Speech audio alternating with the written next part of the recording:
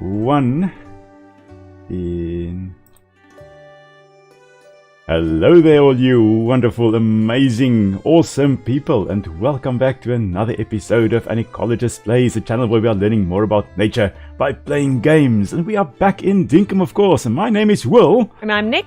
And we are playing, as I said, some Dinkum. So, Nick is hosting, and that means as soon as she is in, we'll be able to carry on. You in? Yes. Perfect. Then I will just quickly go and join the game. Then we'll carry on where we left off last time. And I just have to make doubly sure that I don't accidentally have my sound on here, so that I can still at least hear or watch the comments as they come in, be able to chat to you guys as you chat to us, and yeah, without accidentally hearing myself over the speaker. Right, so welcome everyone. I hope you guys are all having a wonderful weekend thus far. It has been an extremely windy and relatively wet day here in this side, this part of the world. Ooh, sugarcane's ready to harvest here. Oh, nice. We're going to finally be leveling up our crafting. Well, our farming actually, not our crafting, our farming. Oh, and the crocodile just killed the jackaroo over there. Right. So we are going to start off, I think, by probably harvesting the thingamajigs, the sugarcane, eh? Yeah. I just start that. petted chickens. Aha, okay. Brilliant. Oh yes, we do have the chickens there as well. We've got Hans and Pauline, and who do we have there already in the only the two, right? Only those two. Only the two little chickens. Okay, I have left half of the sugarcane for you, my dear, so you can go and harvest that. Hey. Hello again, Ozzy. Nice to have you in the chat as Ozzy. well. So, yay. Now there are 3 of us. There's going to be a chicken with your name on it. Yes, there is indeed. As soon as Owen pops in, we're going to have... Well, the question is, should we have it as Ozzy or Ozymandias? And will it be a chicken? Will it be a chicken? Oh, well, I guess it will probably be a chicken because we can't yet buy... Why are you hitting the moo with the scythe? Just looking at the sugarcane fund. Because I don't think we can actually have the thingamajigs yet. We can't really have the wombats yet. So we're probably going to have to go with a lovely little chicken for Ozymandias over there as well. Just going to be doing the extremely tiring job of watering our beans and watermelons again.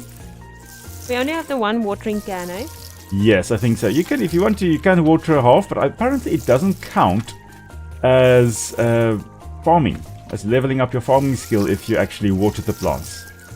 Only when you actually harvest does it count. Then you can go right ahead. I figured. Only really if there's a point to it that one really wants to do this. Okay. Well, there was a crocodile in the area, so I could always open up the gate over here and do some danger watering, as we joked last time or previously. I don't know when it happened, but I'm pretty rich. Yeah, I'm not. Question is, what on earth did you sell? Probably all the research. Oh, the research? Of the Tasmanians, yeah. Oh, yes, that probably is... Yeah, that's probably funding your expedition to this little world.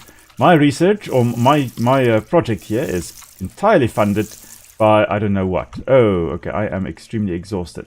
And I've got nothing to eat yet. Okay, I'm just going to drag my sorry ass back to town. You can go check in the chest there by the billy. Oh, yeah? Your water juices are there. Okay, wonderful. I will be drinking those in a moment. I'm also going to cook some kangaroo meat over here. Apparently, kangaroo meat is quite tasty and eaten quite a bit there over on Australia. In the land down under. Oh, they actually eat them. Yeah. No, it's definitely it's like kudu in South Africa. It's it's game. It's animal. This feels weird.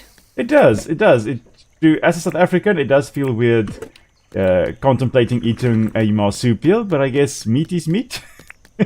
Food is food. Food is food, eh? When you're starting to starve, anything also looks quite appetizing. We have had the weirdest thing happening in our world.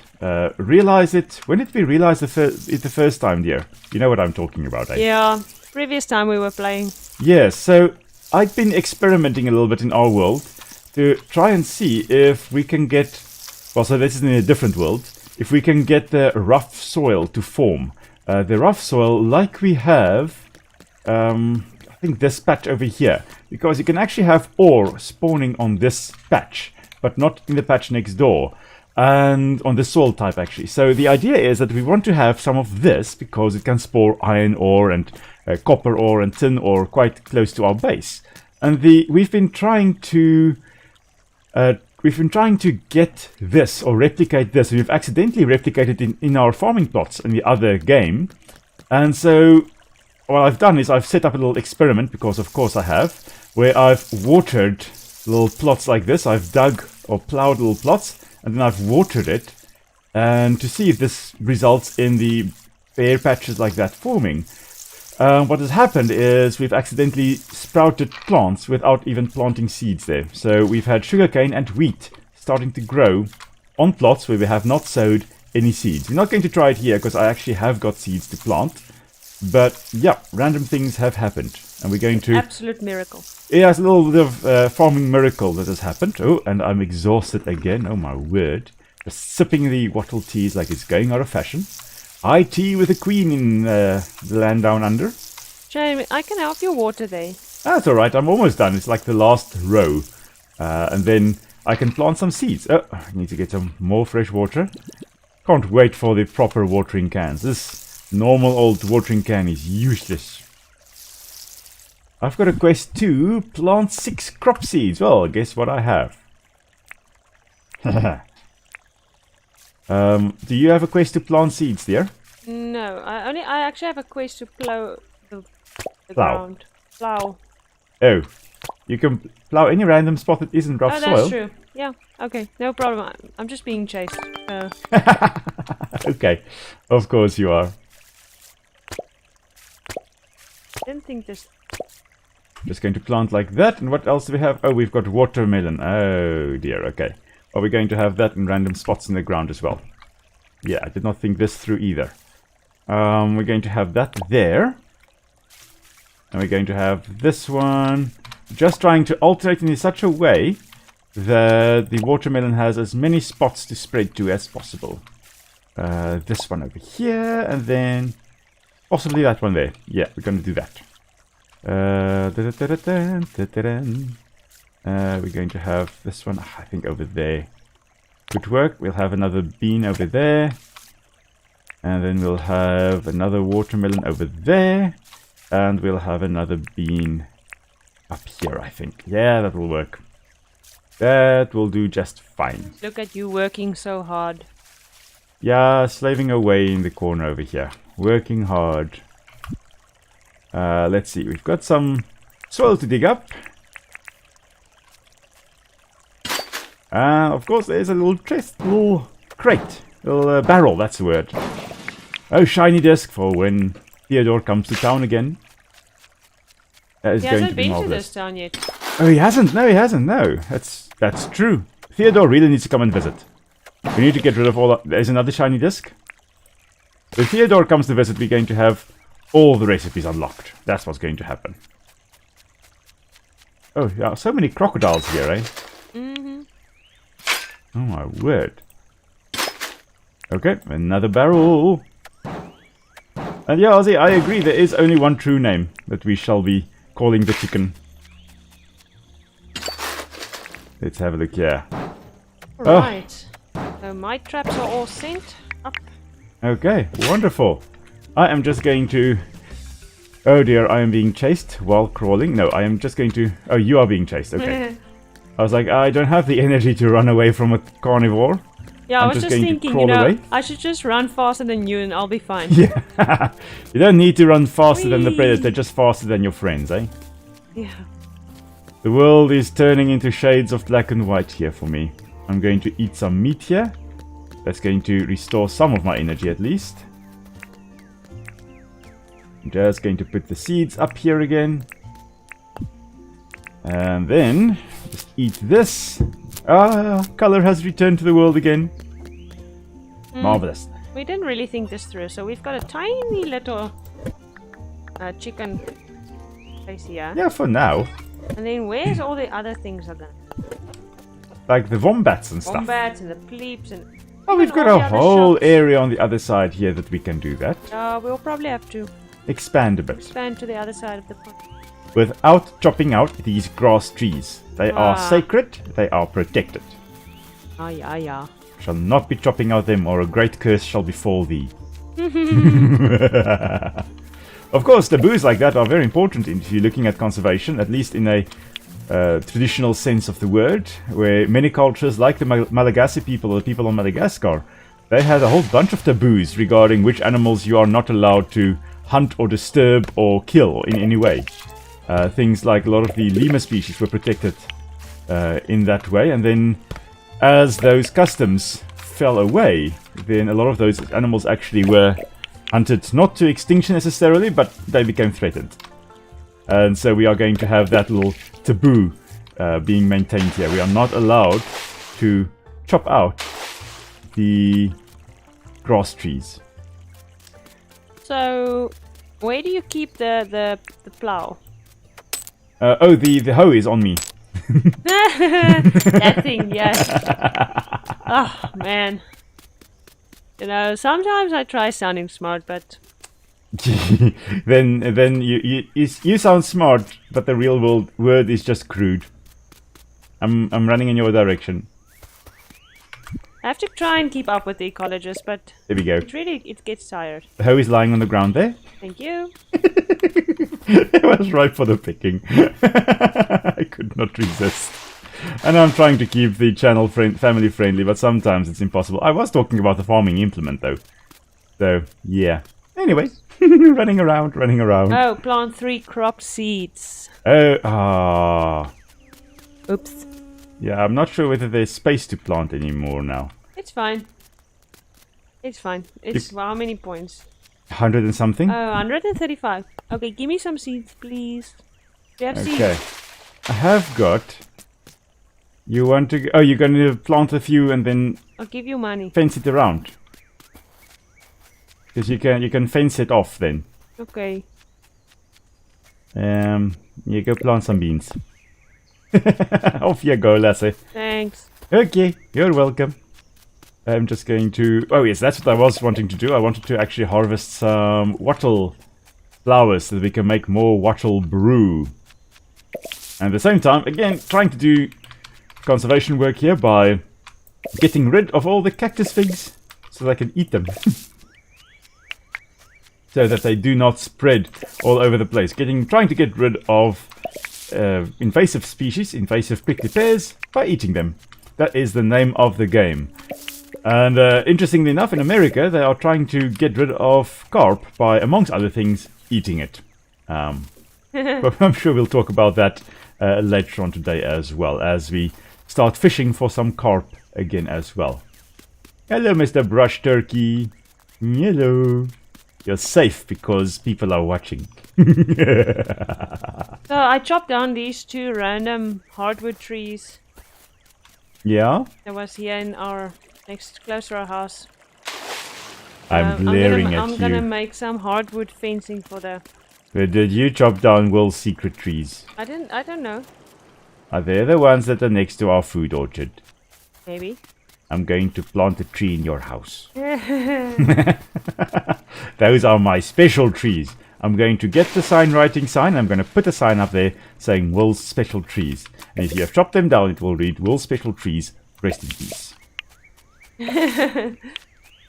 May they be forever remembered. May nightmares haunt your dreams. Wow. That Quite escalated brutal. quickly. I will think twice about inviting you to my town again. Oh, I need some more kwandongs, I think, as well. Always can do with some more kwandongs. Hello there, Suddenly Boop. Hey, Suddenly Boob. All hail. Nice to have you in the chat as well. Great to have you along. Hope you are having a wonderful weekend as well. Well, weekend has just started for you, eh? For us, it has been a wonderful, wet and extremely windy day. That is for sure. Yeah, ask our tomatoes. Oh my word, yeah, we had the tomato trellis. The tomatoes actually came up or germinated randomly. It was just a spontaneous germination next to our washing line. And it was crawling all over the ground. And then a few weeks ago, month and a half ago, I decided it was time to actually raise it off the ground. So I got the bamboo trellis that we used for our beans previously. And I just kind of raise it up above the ground, and then the wind came this morning and just kind of decided, nope, and I just pushed it all down, and so now the tomatoes are back on the ground. Or the little cherry tomatoes. They're so nice and lovely to have. But yeah, they are now back on the ground, unfortunately. Yeah. I would There's actually so many crocs here. Oh my. So many crops. Crocs. Crocs. Oh yeah, there are lots and lots of crocs around. I am bringing some bottle brush. So I've got some bottle brush seeds. I've got 1 seed. Oh my word. I need more than 1 seed. Come on. Okay, I've got 3 seeds. I will plant 1. I will plant 2. Yeah, I'm trying to be a conservationist. There where I take out, I'm going to replant. That means I have 1 extra one. Okay, great. It's an apple I'm looking for. Looking for some more. Either wattle or bottle brush. Hello, Mr. Brush Turkey. We meet again. Or scrub turkey. I always get confused whether it's a brush turkey or a scrub turkey. It's a turkey nonetheless. Oh, I've got some permit points. Let's have a look here. Pen pal. Oh, apparently I've got mail from someone. I should go and have a look in the mailbox. Here we go. What have we got? There's a pine tree. Maybe there's some more bottle brush over to the side. Well, if I can get up there, I can have a look. Oh, wattle. Wattle, wattle, wattle. Let's chop it.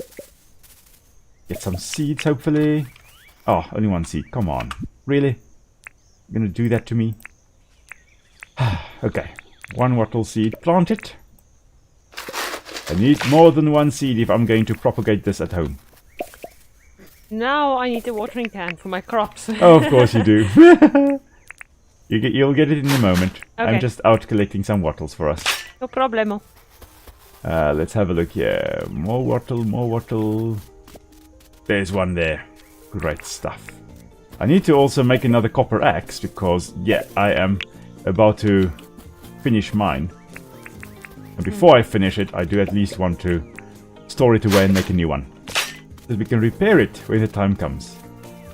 There we go, okay.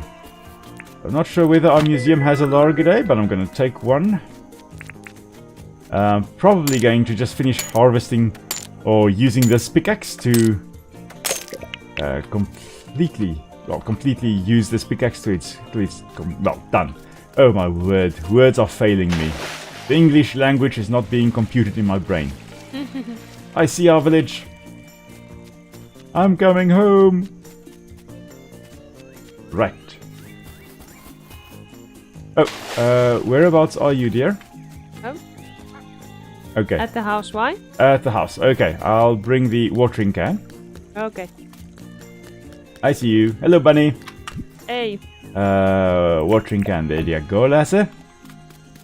Okay. Arigato. Let's see. I've got some wattle flowers.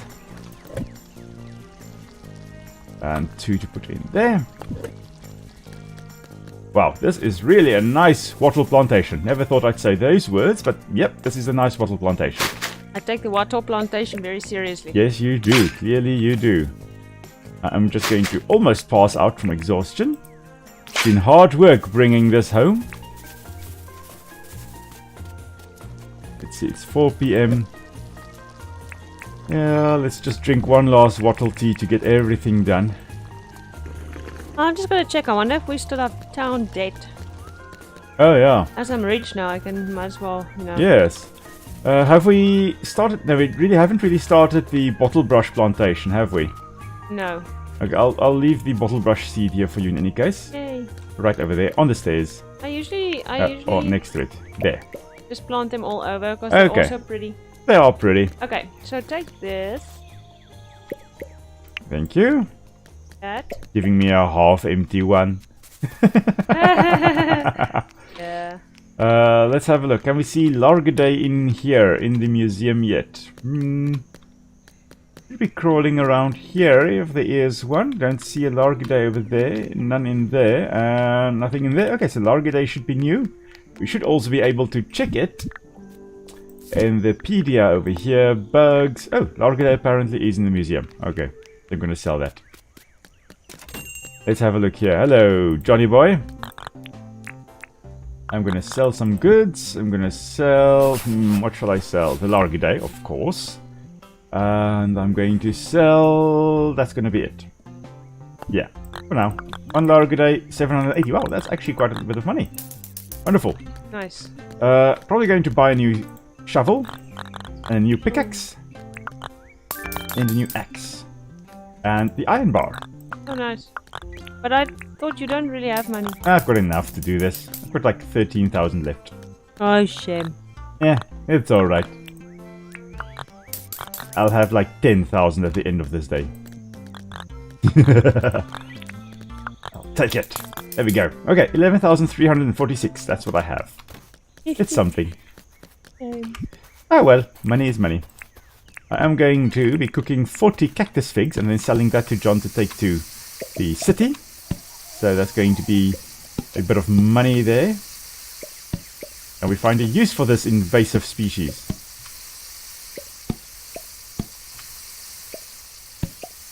Alrighty. I think I do have a watering can on me. Oh. I'm so Okay. confused. You probably bought one. Maybe. Don't you also have a hoe?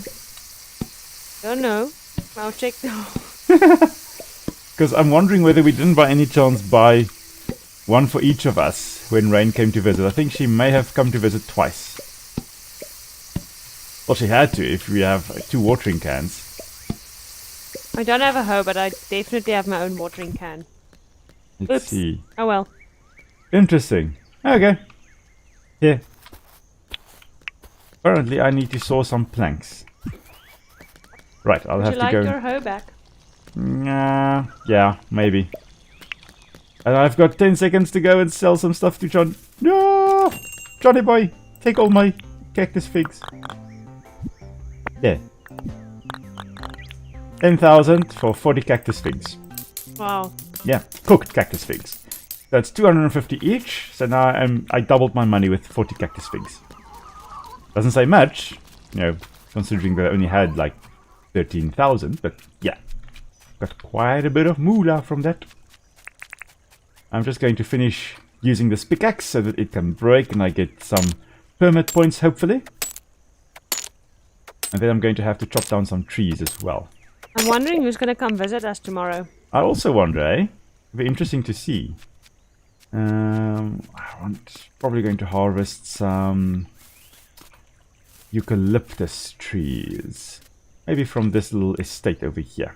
I'm going to stop using my copper axe now, just because it is almost kaput. And I do not want it breaking on me, because then I have to make a new one. Almost thought I had a beehive in that one. But the tree did not beehive correctly. Hello there, Hans! Beauty and the Beast in Dinkum. I also think Willem is beautiful. Well, you have to think that. You're my wife. It's part of the unwritten agreement in the contract there. You have to think I'm beautiful. Yeah, I signed for it. Yeah, you did. Well, welcome to the chat, Hans. Glad you could also make it. Hope you're having a wonderful weekend as well. I see you have not chopped down my trees, dear. I'm glad you did not. My special trees. I'm still going to put up a sign there saying this is Will's special trees. Leave alone. Do not chop down. And I'm just going to... I've got stone grinders, yes. Just grind that. And just saw some... Fletchy, get out of my way. Trying to saw some planks. You're in the danger zone, lady. You're going to accidentally lose your little bun on your head there. Get trapped. Do not want loose hair around machinery like this. At least Fletch has got a bun on the hair, but still. On the head, but still. Anyway. Drop everything in there that we can. Right. And then over here. You can take all the wattle juice in the... Oh no, wait. I accidentally put mine in there. Yeah. I'm actually alright for now.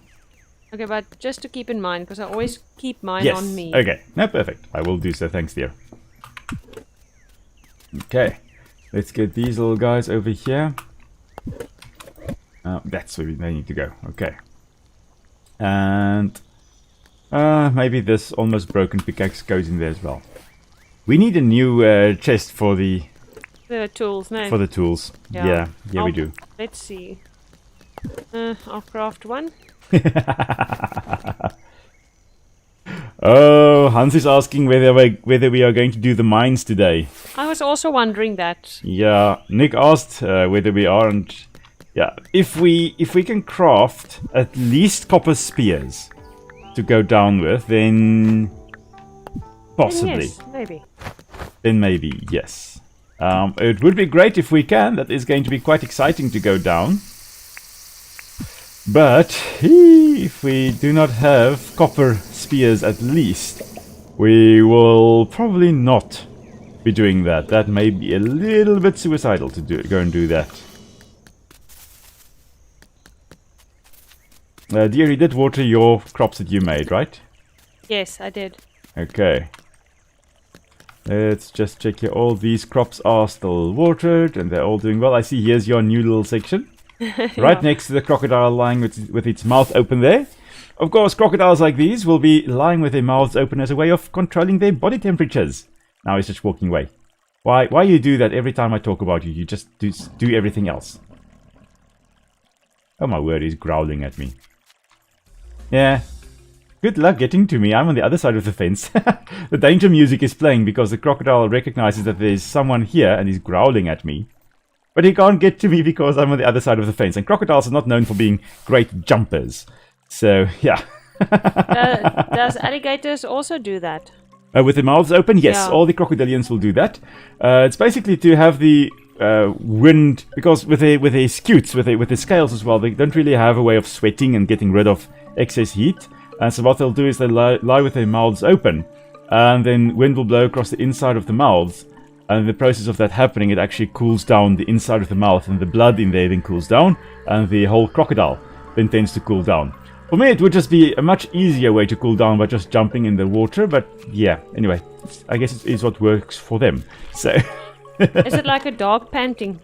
to some extent, yes. But dogs are also trying to cool down the blood in their throat and their mouth. Yeah. So to some extent, yes, because dogs also don't really have a lot of sweat glands. I believe their paws have got sweat glands, and that is about it. Although their bodies can also sweat. Yeah, but not really. It's more Not under a the lot. feet. Yeah, it's more their feet, yeah. And a crocodile's skin is probably too thick to be able to cool down in the water. It's extremely thick. That's true. It may just be because their skin is thick. You know, I've never thought about that, but yeah, it's probably at least part of the reason why. Hans is saying that I have the beast to keep my beauty safe in the mines. You see, that's why I'm not scared going down in the mines, because I got myself. You are the beast. You don't need to be scared if you are the beast. No, I am the danger. Oh, yes. You are the one who knocks. Exactly. Can I give you these seeds? No. I don't want them. Oh. Yes, you can. Take all of them. Just pulling your leg there.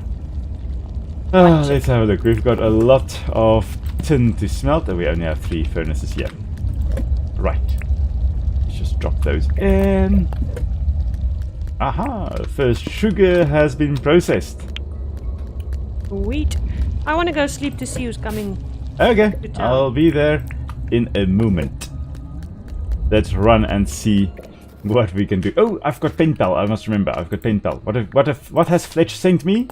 She has nice. Your house looks pretty nice, but don't you think it would look nicer with some green pattern wall? We should have peeped through your windows to make sure you put it up. Oh, That's Fletch. creepy. You're a little bit of a pervert, but That is okay. very creepy, but green wall sounds nice. Granny wants some action. Put it on. There we go. Ooh, that's Booyah! pretty. I like it. There we go. Sleep until tomorrow.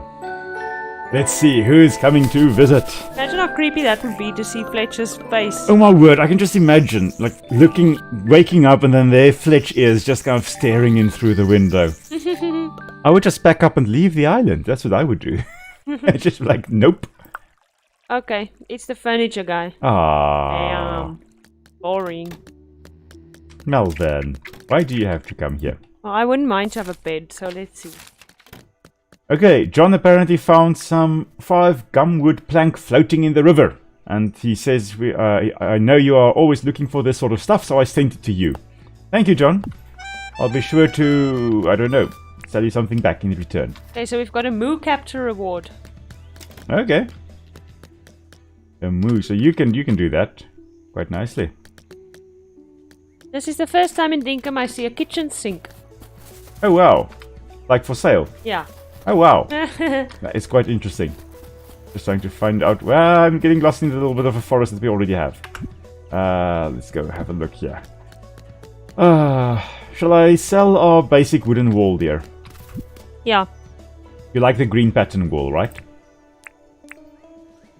Yes, I like it, yeah. Okay, I was just like, that's a maybe.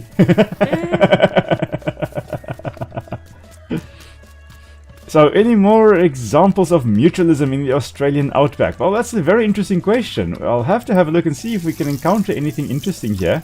What I do know is that there is that persistent myth about the crocodiles and the plovers, but that one's more from Africa. But with the crocodiles that were lying with their mouths open, it kind of reminded me of that as well. There is that myth of the crocodiles lying with their mouths open and the plover birds coming in to eat scraps of meat stuck between the teeth, and the crocodiles then not eating them in return for them having their teeth cleaned. And as nice a story as it is, it's probably unfortunately a complete myth, as there is, as far as I recall, no actual scientific observations of that behavior made. I know in one of the books that I had as a kid, it actually had that as a good example of mutualism, but yeah, unfortunately, most likely not true, which really just kind of spoils it. It's like finding out that Simba would have been kicked out of the pride in Lion King in any case because he's related to all the females in the pride, and with him taking back his pride, it just kind of results in inbreeding and genetic depression, and oh my word, there I go again. What are you doing? You are ruining Lion King for everyone. Yes, I am the spoiler. I spoil things. It's what I do. Imagine having me in a house. I'm evil incarnate. Killing all children's dreams. Yes. Oh my word, Okay. my little guy has just watered like half the plots and he's already done with life. I need to catch 4 fish, so I better get on to that. I need to plant some seeds. Really? They want me to plant seeds and I'm exhausted as is. Like, You want why? some juice?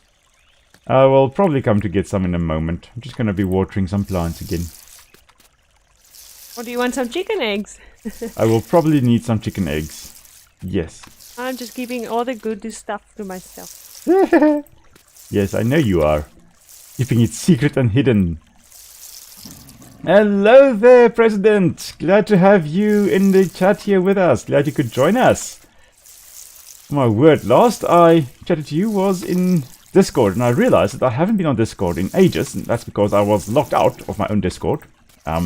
Because of one-time PIN, freaking OTPs, making it impossible to go into my own Discord server, but I'm hoping to have that all sorted out within the next few days, so that I can finally be back on Discord and actually do stuff on there. Life gets in the way sometimes. But glad to have you with us. Hope you are having a wonderful weekend as well. It is great to have everybody with us, and it is marvelous to be in Discord. Oh, well, to be in Discord again. To be in Dinkum again. I'm just going to run past a crocodile that's basking in the sun over here as well. Just to grab the meat that it has given us, because it has killed something along there, along the riverbank. Usually more of an ambush predator, of course, waiting in the river, not, waiting for prey on land. Not as agile on land as in the water. But in many cases, crocodiles are still surprisingly fast, surprisingly quick on land, though mostly over short distances. Not really a long-distance sprinter, very much like dwarves. Short, very dangerous over short distances, not really made for long-distance running. Their speed is wasted on cross-country. Okay, let's have a look here. Got some sugar for us again. Just put that in there. I'm going to take one of these little wattle brews again, just to drink. So that our little guy can stop being exhausted and tired of life. I'll give you some eggs. Where art thou? I am pretty much at the chickens. Okay. Yeah. I can see a chicken egg. I've collected Chickens 2 need eggs. to be fed as well. I will feed them. So I was thinking now about what you said about the Clovers. no, Oh. about the is it what, the fish, the carp? Oh, yes. So is the government like encouraging people to eat them? Among other things, they are trying to start a bit more, because apparently it's not really a popular fish. And in many cases, carp is seen as a waste fish. Especially in the US, they're not really eaten. Mainly, I think, because of the bones that you have there with them. It's not very popular as a food, and so they're trying to promote the eating of carp and the fishery industry basically forming with it. And it seems it is in some cases taking off, which is marvelous, because that's one way to get rid of an invasive species, is to eat it. But the problem is that it is still very difficult to actually get rid of all the carp. Because each female, when they're normal size, so that's about 30 to 40 centimeters, each female can lay 3 million eggs at a time. Wow. 3 million! That's a hell of a lot. Fish like. And so imagine like 0.01% of them becoming adults. You have another, oh my word, like, I don't know. That's just letting me down here. I know 1% of 3 million is like 30,000.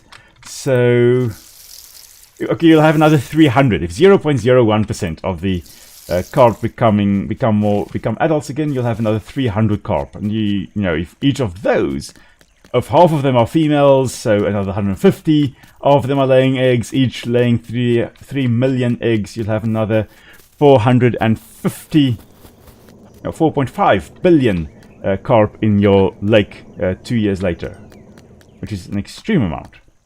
Maths, probably letting me down here. It's late in the day. But yes, there we go, Ozzy, with the quote there. We dwarves are natural sprinters. I believe the rest of the quote is, our talents are wasted cross-country. If I can complete the quote there. It's been a while since I've watched Lord of the Rings. I really need to watch that again. It's definitely always on the watch list, on the list of things I need to watch. Winter is coming. Winter is coming, although that is more a Game of Thrones quote, but yes, winter is coming. I wouldn't know. Yeah, you haven't watched Game of Thrones, but you have watched Lord of the Rings, thankfully, so that at least scores points with me. But yeah, so in America, they're really trying to get rid of them, especially considering that they are really close to invading the Lake Michigan and then the rest of the Great Lakes, which if they enter Lake Michigan, it's probably going to be all over, especially considering that the carp species that is closest to invading the Great Lakes is the silver carp, which is... dear, have you seen those clips of those fish jumping out of the water as boats approach? Yeah, I think so. There are like videos of masses and masses and masses of fish jumping out of the water as boats approach, and those fish are the silver carp.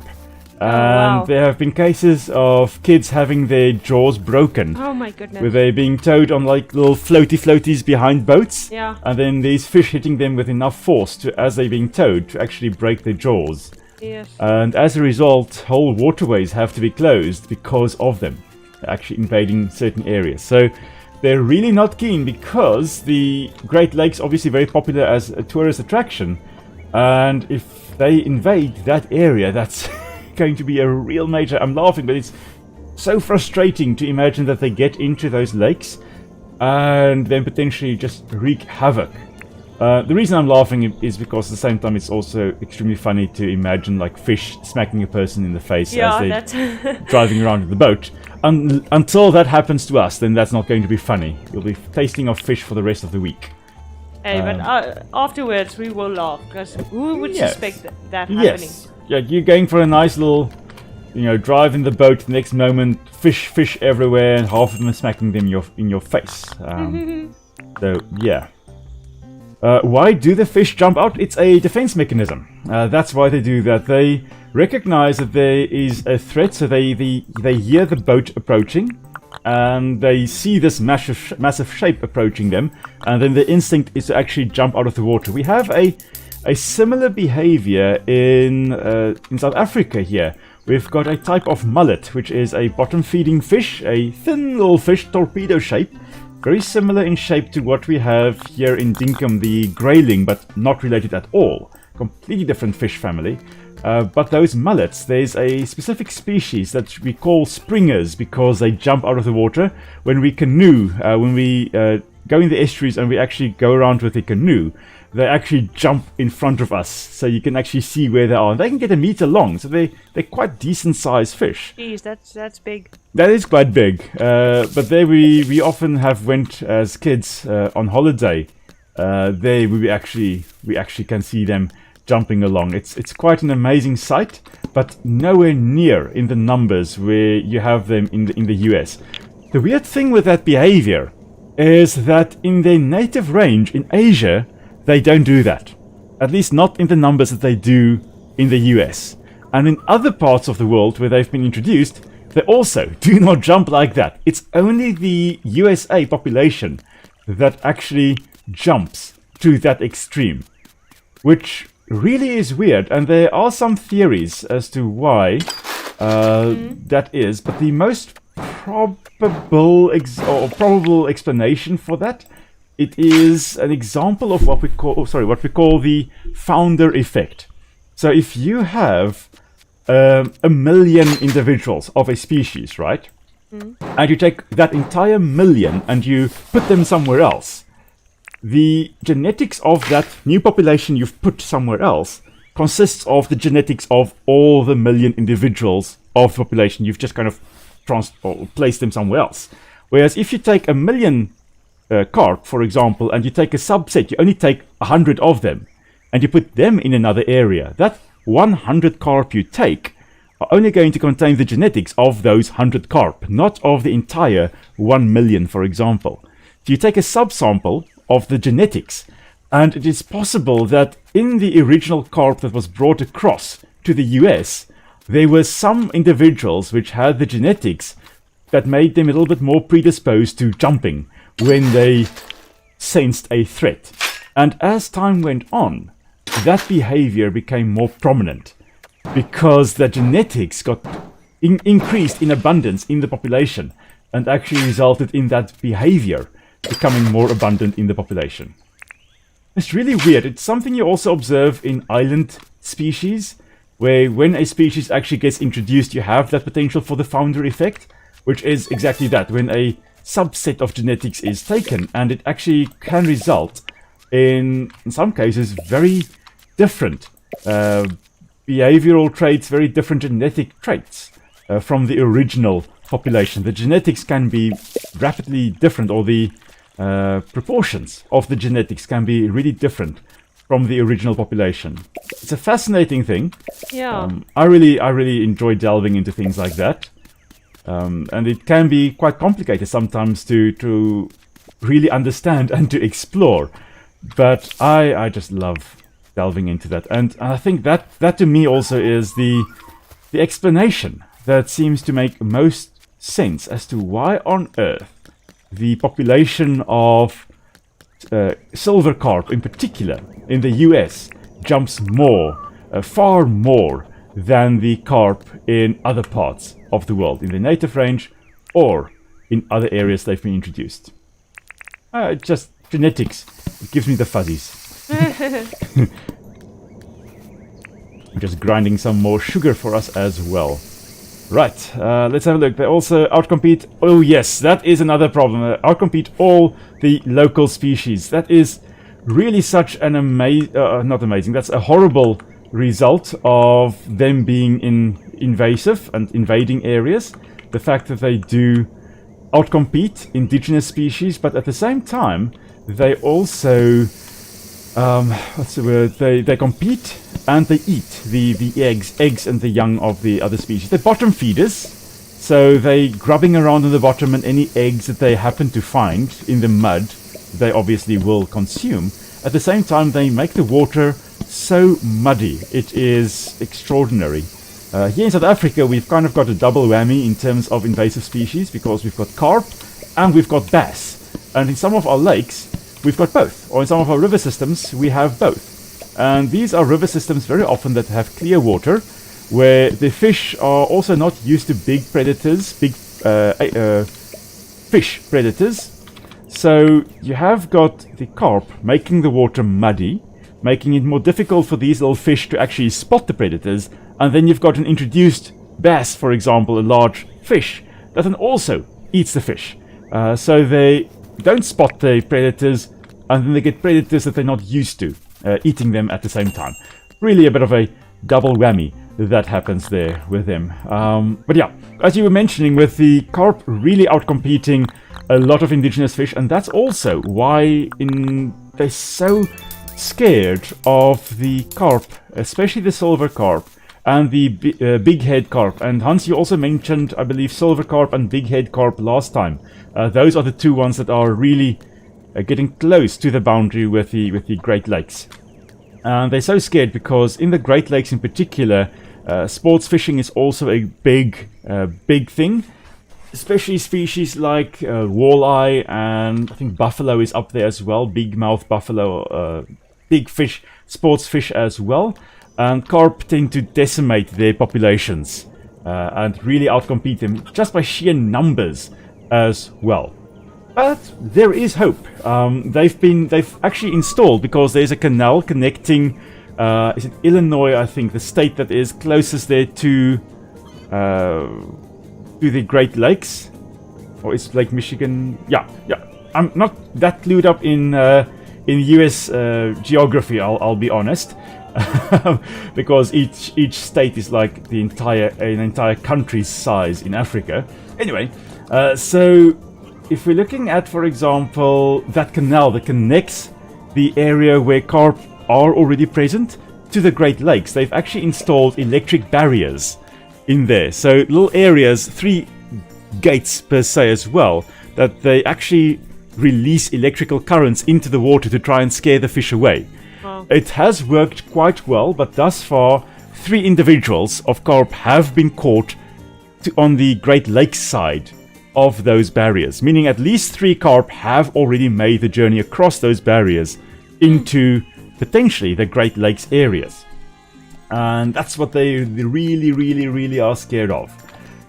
So what they're planning is to install more of those barriers to try and persuade them further. Also really hammering them as much as possible in terms of fishing. And they've been developing a whole bunch of mechanisms to actually try and herd only the invasive carp into an area and to actually catch them there. And the way they do it is actually quite amazing as well. It's a combination of sound and electricity. So electrofishing is a way where you release currents, relatively low voltage currents of electricity into the water, and it stuns the fish and makes them float to the surface for a few seconds. So they stunned, and then they recover and they carry on with their lives. Just a little going, what the hell happened? Like being struck by lightning and then just kind of carrying on with your life afterwards. But what they're doing is they're herding all the carp into an area. And the way they do that is by actually playing sounds underwater. The local fish species, when they hear the sound, they retreat for cover. The carp get flushed ahead. And they actually herd them, corral them into catch areas, into bomas with nets. And then they pump them into smaller nets. They electrofish, and then they take out only the carp. And the indigenous fish species are then released with very low mortality rates. And in that way they can remove quite a few tons of carp from a relatively small area in a few days. So the indigenous fish, they move away from that sound? They hide. The indigenous fish hide in crevices and under logs and stuff. And the carp either jump or they move ahead of where they are during the disturbance. So How they're did they using even figure that out? I don't know, but well, actually, I think it's a mechanism they use in. I'm not sure whether it's in China as well, where they actively farm with them as well. Because as far as I recall, in China, the silver carp in particular has been farmed in the past quite a bit. It is vulnerable. Not sure about silver carp, but a lot of the carp species have been wiped out in many areas of where they occurred due to disease outbreaks and overfishing and a whole bunch of issues. The weird thing is, they're so invasive everywhere else in the world, and then they're endangered there where they occur naturally. And that's so often the case with these invasive species. Anyway, so I know that that's a mechanism they've used in those areas, and then they just kind of... Oh, I'm still waiting for the sugar to finish grinding. And then they actually have adopted that. But the way they do it is by two ways. They produce a sound. The first one is that they actually hammer on the sides of the metal boats with metal, and the clang, clang, clang, clang, clang sound also scares the fish ahead of where the boats are moving.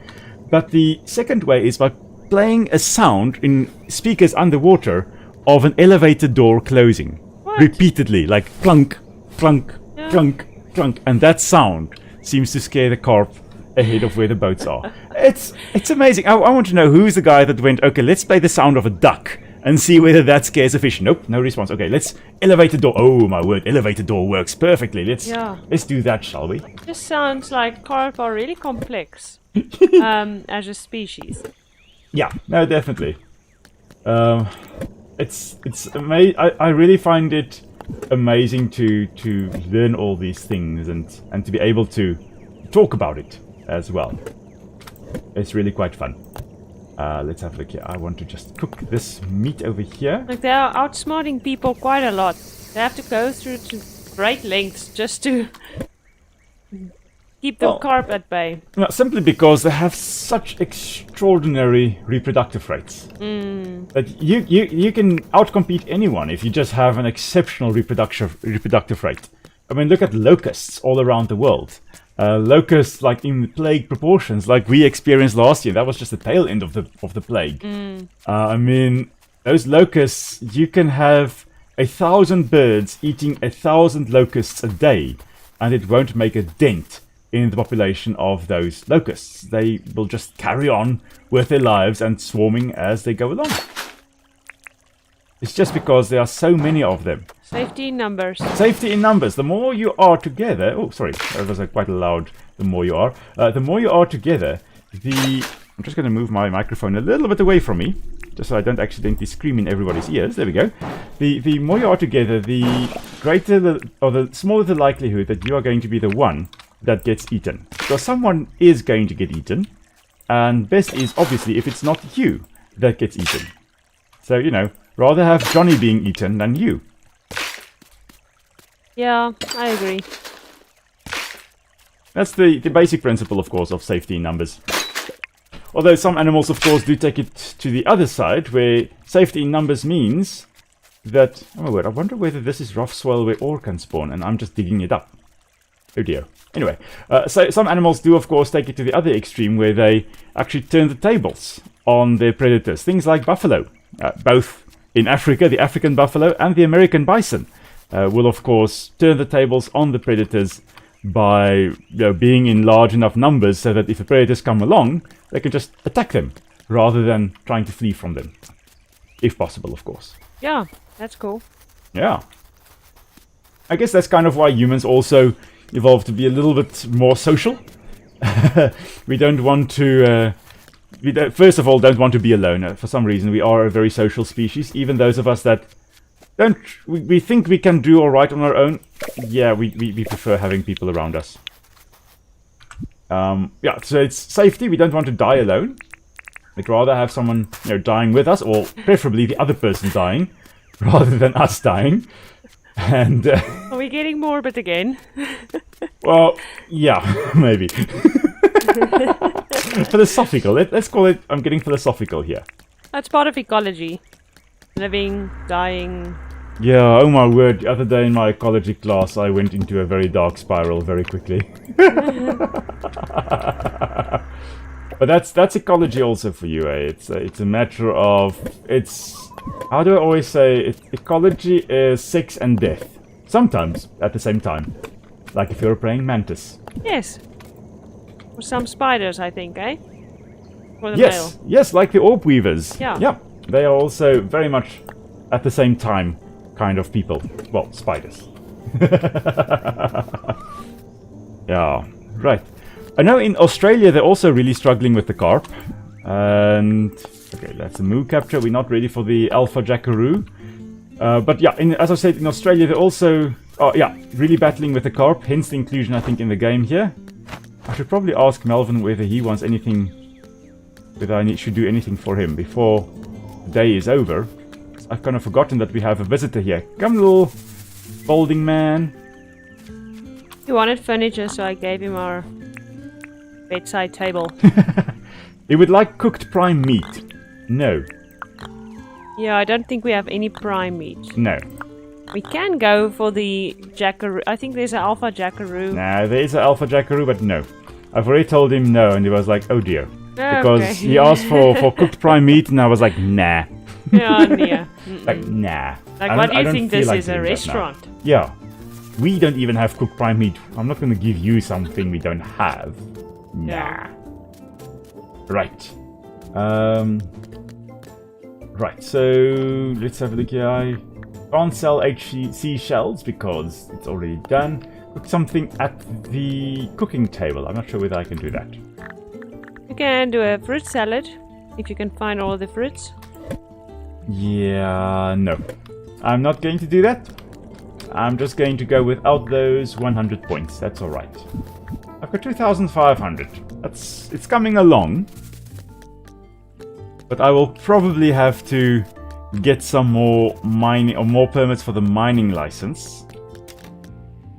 Where are you, dear? I'm home. I traveled so Oh, far. there you're coming. Yay. All the way to the tropics, right at the end of the map. Why did you do that? To catch some moose. To catch some moose. I hope it's the cassowaries. No, it's a normal moose. No way. Yeah, it's this one that's walking right here by our base. Okay, well, Yeah, it's I didn't do that. for capturing a moo. Okay. They must be more specific. Must be moo specific. Well, your whole expedition was a moo point. It was a moo point.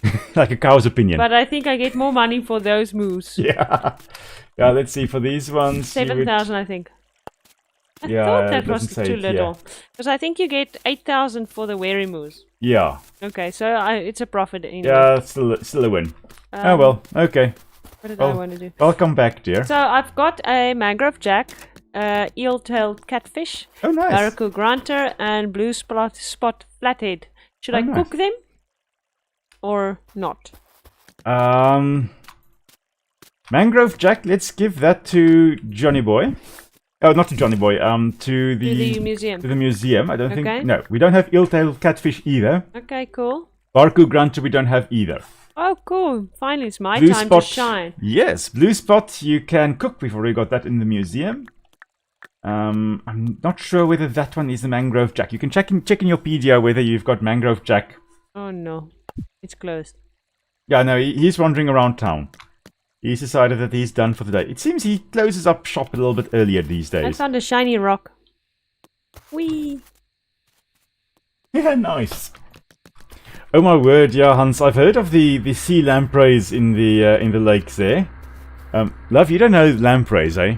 No. They're like this ancient primitive fish that when you think of a fish, you think of a little Yeah. mouth. You're like Well, these guys, instead of that, imagine like a round disc, but with little triangular teeth, nice little row of that, and then another row, and another row, and another row, and another row. It's just like rows all the way down, like a That shark's sounds- mouth, but like there. Insane and so creepy. It is. It is creepy And as like I don't want to fudge. stick my finger in there. No.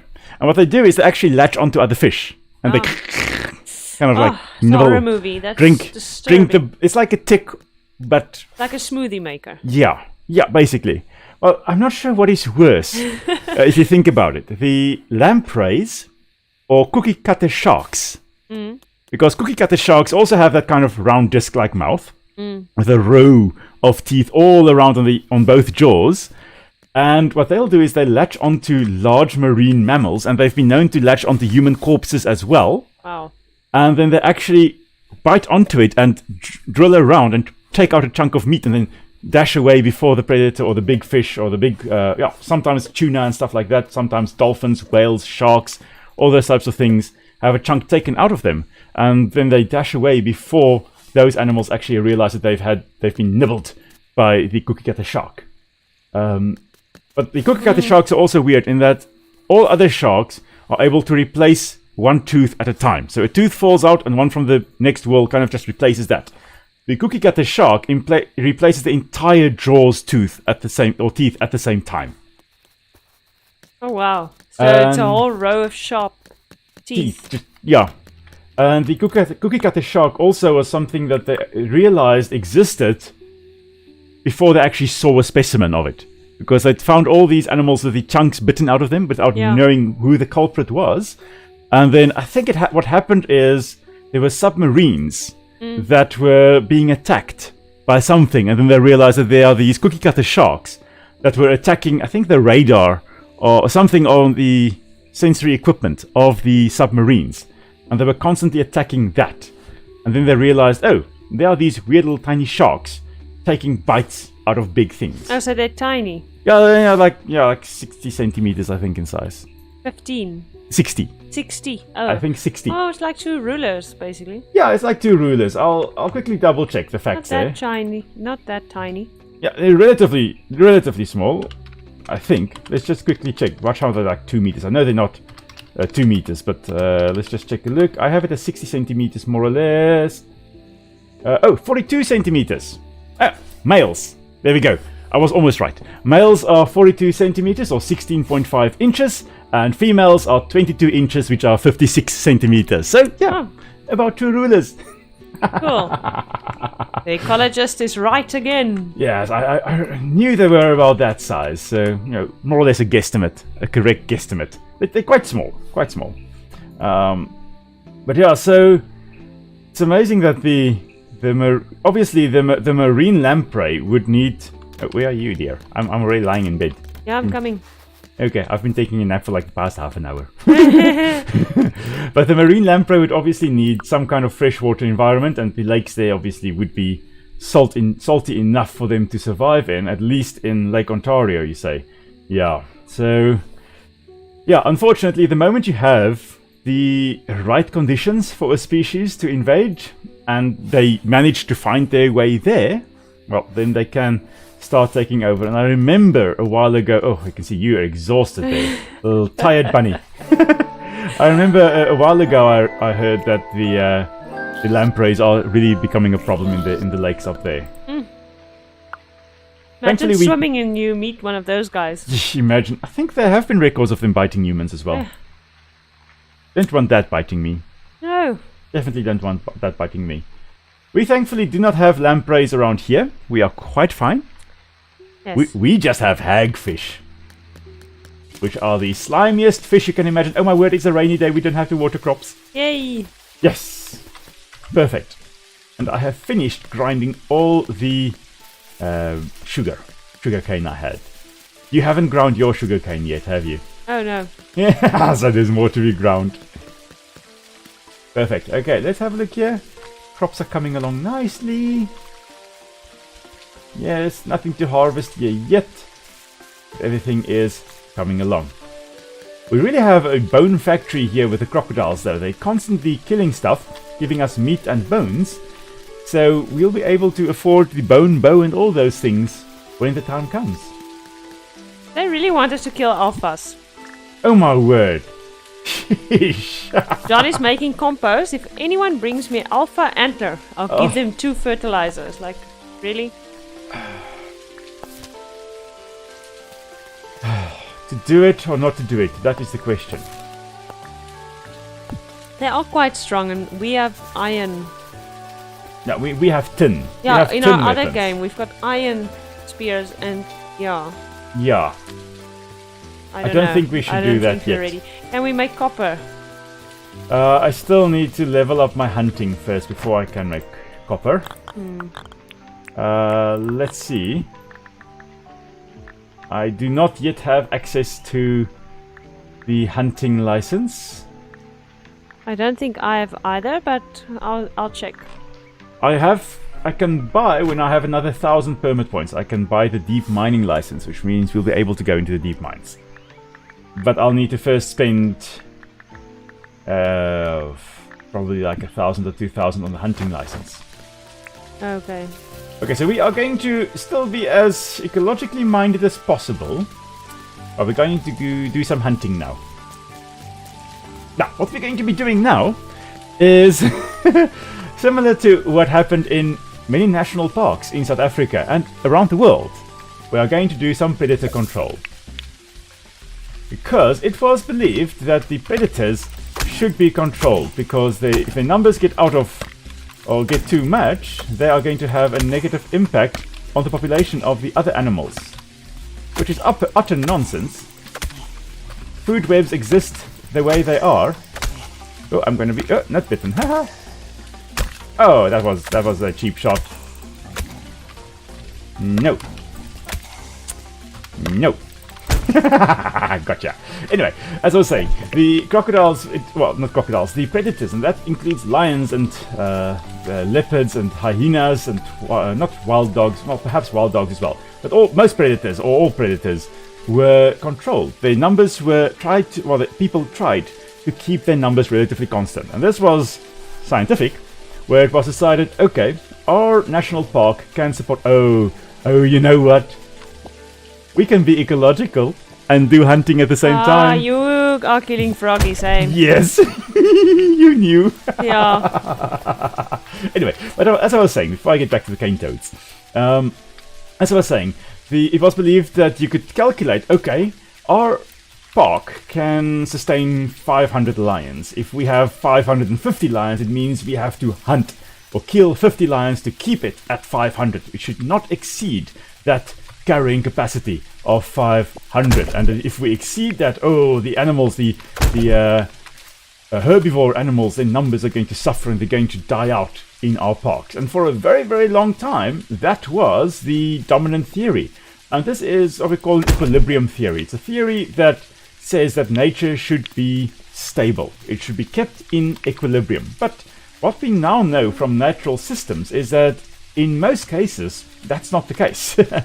In most cases, nature is a little bit more disequilibrial, where you've got fluxes or changes in the abundances of creatures, in their dominance in an area, and overall just things rarely stay the same. Same with vegetation. If you go to an area now and you go back in 100 years and humans had no impact on that area, it still would look different 100 years from now than now. There would be more trees or fewer trees. There would be more predators or fewer predators. And what would happen is, naturally, if you have a lot of predators, and let's say they do eat most of the herbivores in the area, that decrease in herbivore numbers would mean that now there is technically less food for your carnivores. They would spend more energy hunting. They may not be able to raise as many offspring. More offspring would die. They would control their own numbers by the fact that there is not a lot of food available. Let's just pick up the poo that the roo dropped down there as well. And then, of course, that's the way it was equilibrium. So we've moved from more of an equilibrial system to accepting that, okay, well, now there should be fluxes in the prey and predator populations, and maybe we should not be hunting the predators. So I think since the 1950s, 1960s, I think, in South Africa at least, we have not... Hey, don't bite me, dingo. I'm hunting the froggy as well. You're gonna die if you eat it. Doing you a favor. Biting me in the process of attacking the frog or the toad there. Oh, there's another dead one up here. Anyway, so since the 1950s or 60s, we haven't really been hunting the predators in national parks, at least. Of course, can still happen in game reserve, can still be controlled with permits nowadays. But yeah, we are viewing it more as a disequilibrial system, in that changes may be good, may be part of that system. However, what is not part of the system is invasive species like the cane toads, which we are again exterminating. So Hans, it is time for another episode of the Great Toad Extermination of 23. It's my favorite part. And you're loving every minute of it. Oh, yes. Ooh, almost we ran straight past that devil over there. Little bush devil. And so we really are doing a big favor to the Outback by getting rid of all the toads, because they are all cane toads, because there are no indigenous toad species in Australia, which I do find very strange. Very strange, because Australia's got like everything. Yes, especially things that would kill you. Yeah. What we got here? A queen bee. Oh, nice. Yes. But anyway, what they do have are frogs that are very similar in the ecological niche that they have compared to toads. Toads are typically your type of frogs that can bury a little bit into ground. They actually have little hard pads on their back feet that allow them to burrow backwards, wiggle their way into the ground, especially if the ground is nice and soft. They can wiggle their way into the ground. And yeah, so they'll have frog species that can do that. They'll have frog species that will be living in the same type of habitats. Toads can, in many cases, be found quite far away from water. And they only really then need to go to water to breed. And you'll have a whole bunch of species being able to do just that. And this is just an example of the area where you've got rough soil all over the place here. And we also have a whole bunch of ores that have spawned. And we're going to be mining that, of course, as well. Anyway, so there are a whole bunch of frog species in Australia that would have that same niche or role as the cane toads that we've got in the game here. But no toads whatsoever in Australia. No native species. And in fact, if you go onto iNaturalist, which I very often use, it's one of the most amazing tools I use to identify species and to learn a bit more about where species occur. If you go onto iNaturalist, then, and I'll just actually pop that into the chat while my little guy is very exhausted. Let's see, what can I eat or drink? Condom? Cooked meat. There we go. I can eat some cooked meat. I'll just quickly eat that so I'm not too exhausted, and then just quickly go into chat here and just iNaturalist.org. There we go. If you go into that website, iNaturalist.org, it's run by through citizen science, where people observe species and they take photographs and they put it on the website there, and you can identify and help identify species. But if you go onto that there and you actually look at toads within Australia, only two species pop up. The cane toad, which we have here, which is from South America, and then some kind of toad which occurs in Iran, I think it is. But that one is a misidentification. So there are no indigenous toads in Australia. And so we're just going to get rid of this highly invasive and highly toxic species by killing them and enjoying it in the process. Maybe shouldn't be enjoying it too much, but yeah, we are enjoying ridding this ecosystem of the hopping horror that is the cane toad. Oh dear, oh no, I have just stabbed a dingo, and I'm just going to be running away because there's a whole bunch there and they're all going to be very upset with the fact that I've stabbed one. I've never had a whole... What are they? Dingoes. Tribe of dingoes. Oh, a pack of dingoes. The thing is, when they do their howl, that whoo, yeah, that is their signal to get everyone else in the area to also start attacking you. So, if a toad is not really near water and stuff, yes. Are they quite dry then? And not really wet and slippery like other frogs? Yeah, so a frog and a toad's skin overall is very permeable to water. It will allow water in and out very easily, and can dry out very easily as well. So you'll usually find them in wetter areas. We typically associate it with wetter areas.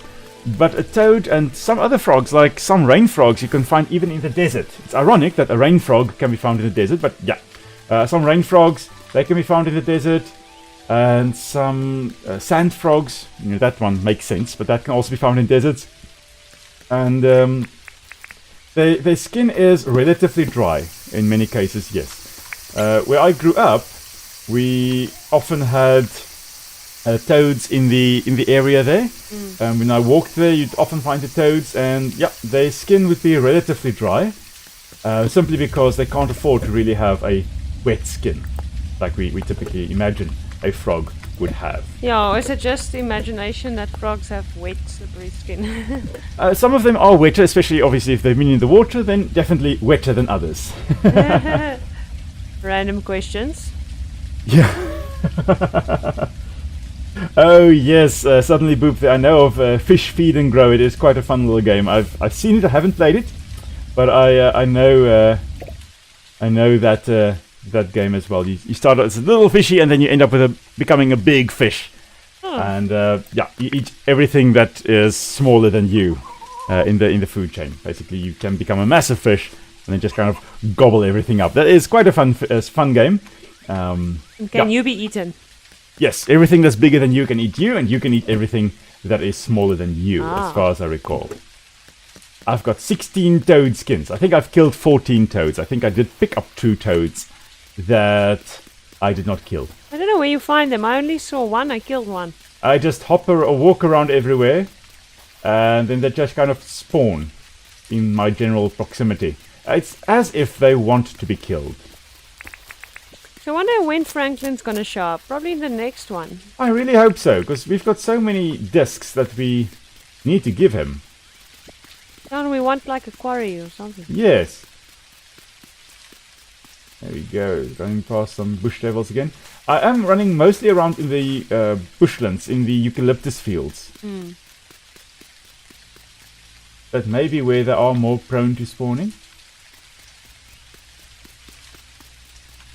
Ooh, there's an emperor dragonfly. I'm just going to be, almost chased by the crocodile there. Just stay away. Stay away, Stanley. Oh, I found lots of ore. Nice. Found another dragonfly. Oh, another Tau Emerald dragonfly. Oh my word, it's a Tau Emerald dragonfly day. That's 2 of them, yes. That's cool. Hans says, I may be beautiful, but I enjoy the slaughter a bit too much with my evil laugh, dear. Yeah, that laugh is quite creepy, eh? You should hear me when I compile exam papers. Almost like Fletch watching it. Oh my goodness. I made that one linger a little bit longer. It's more scary when it happens automatically. Oh yes. With your evilness, you know. Yes. Yes. Sometimes I'm a good person. I tend to think overall, but sometimes there must be balance in the force, and the evil does come out a little bit, just a little bit. Shame.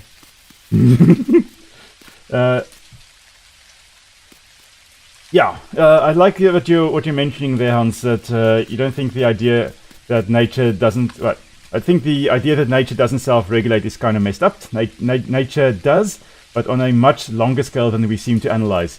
That is very true. In South Africa, in the Kruger National Park, there's this whole debate that has been raging for, must be like 20 years already.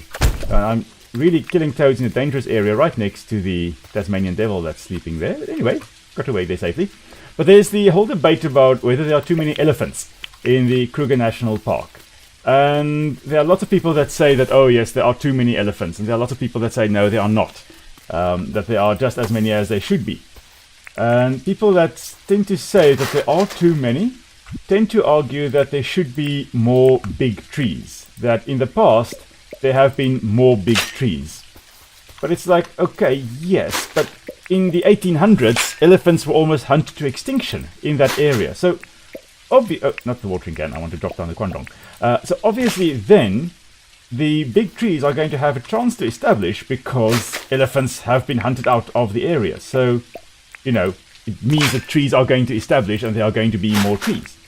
Now that elephant numbers are closer to what they historically have been, well, we too say that, oh no, this is bad. This is not how things should be. What would have happened naturally is that, yes, there would be periods when elephants may be more and there would be fewer trees. And then there will be periods where elephants would move away and there would be more trees. And then there would be more elephants again and there would be fewer trees. Nature is really always in flux. Change is the only constant. That's the thing. And people tend to forget that. And we take a snapshot. We go, 40 years ago there were more trees than there are now. But 100 years ago, there may actually have been fewer trees, or 200 years ago, there may have been fewer trees in Kruger National Park than there are now. We don't have photographs that go back 200 years. We don't know what it was like. Even if we look at eyewitness accounts, we could go, okay, well, people here describe, I don't want to give my queen bee away, no. People described that, oh, there was this area filled with trees. How do we know what vegetation cover there was, how many trees there were?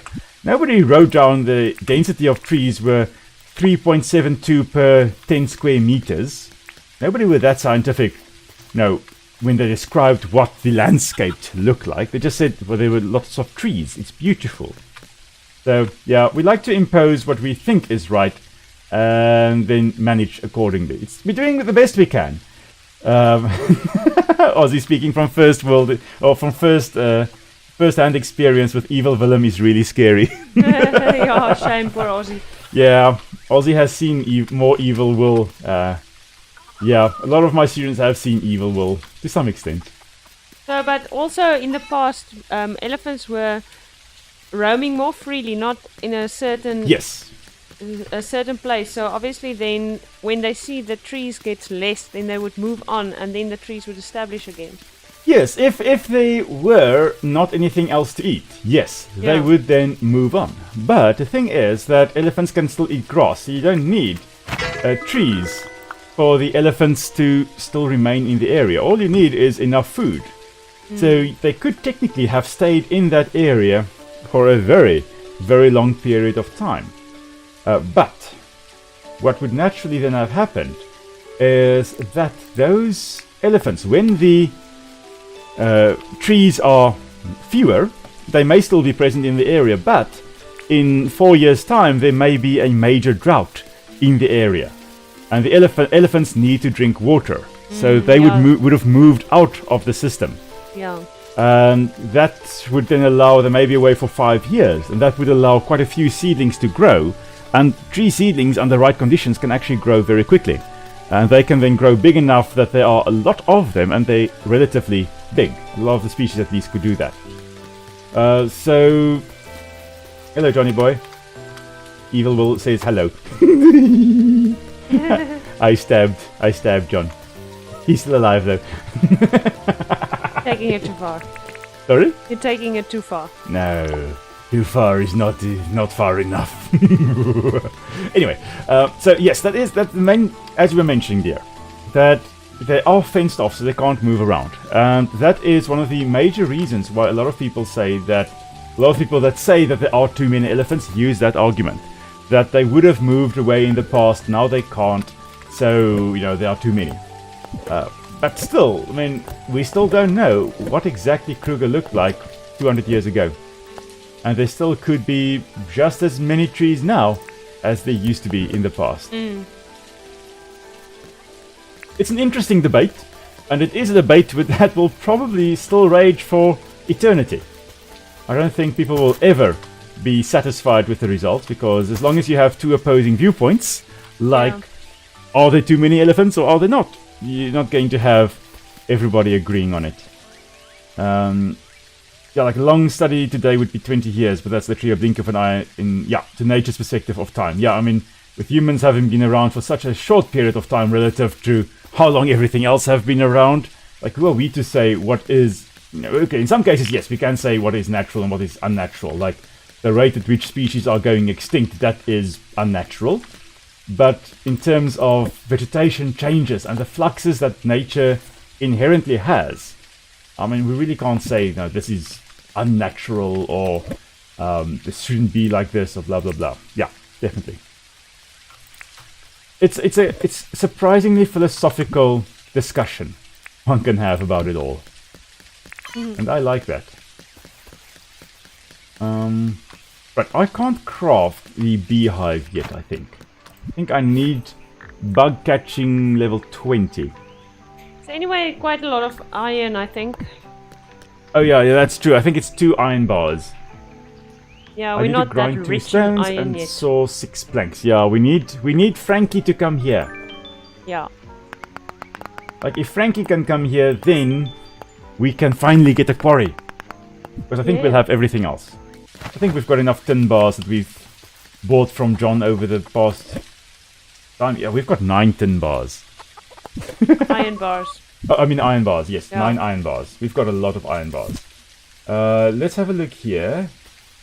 Mining is that fish. Hunting. Oh, hunting needs to really still go up to get the copper bar. Okay, I guess it's toad hunting time still. Okay, I think I can eat this. Yeah, that's gonna give me a bit of energy.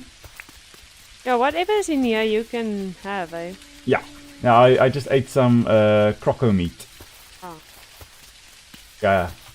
Gave me my health back as well after my misfortune with everything in the general vicinity. Oh, there are 2 toads. There's 1 toad.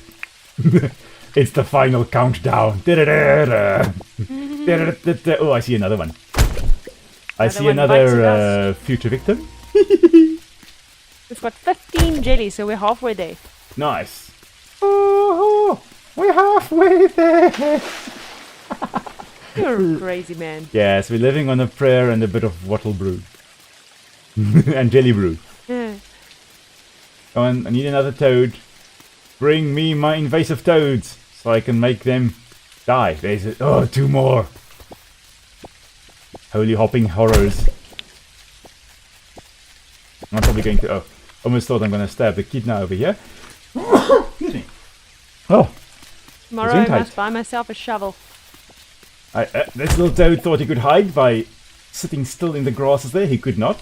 Spoiler alert. Of course, the whole idea of hiding and just remaining still is a very effective strategy, with a lot of different species using that as their main defense mechanism. Where if the predator does not see you move, maybe he won't see you at all, and will just go away somewhere else. Let's have a look here. Where did my chat go? I just hid my chat. There's my chat. No? Oh, there we go. Chat is back. Oh, goodness. I hid my chat on my phone and I couldn't see what was being typed. Okay. Search for intelligent life in space. We have searched a glass of water half with space and said there is no fish in the ocean. Yes. Yes, exactly. I mean, oh, that's a nice little blue butterfly. The thing is, yeah, we're looking at... For some reason, the moment you said that, it just reminds me of that one Monty Python song. The song's name? The Galaxy song. The Galaxy song, where it's the end of the song is just remember when you're feeling something like worthless and remember when you're feeling something in small. And pray that there's significant life somewhere up in space. Oh, and pray that there's intelligent life somewhere out in space, because there's bugger all down here on Earth. That's the random lyrics that pop into my head there. But yeah, I mean, looking into space and going, what, there's nothing up there? Oh, I don't know. I will, unless we actually find something living up there, I will never know whether there is anything or any intelligent life out there somewhere in the universe or not. It's an interesting debate, that one as well. How far are you from the house? Other side of the map. Oh, okay. Why? No reason. I wanted to borrow your shovel, but it's fine. Oh.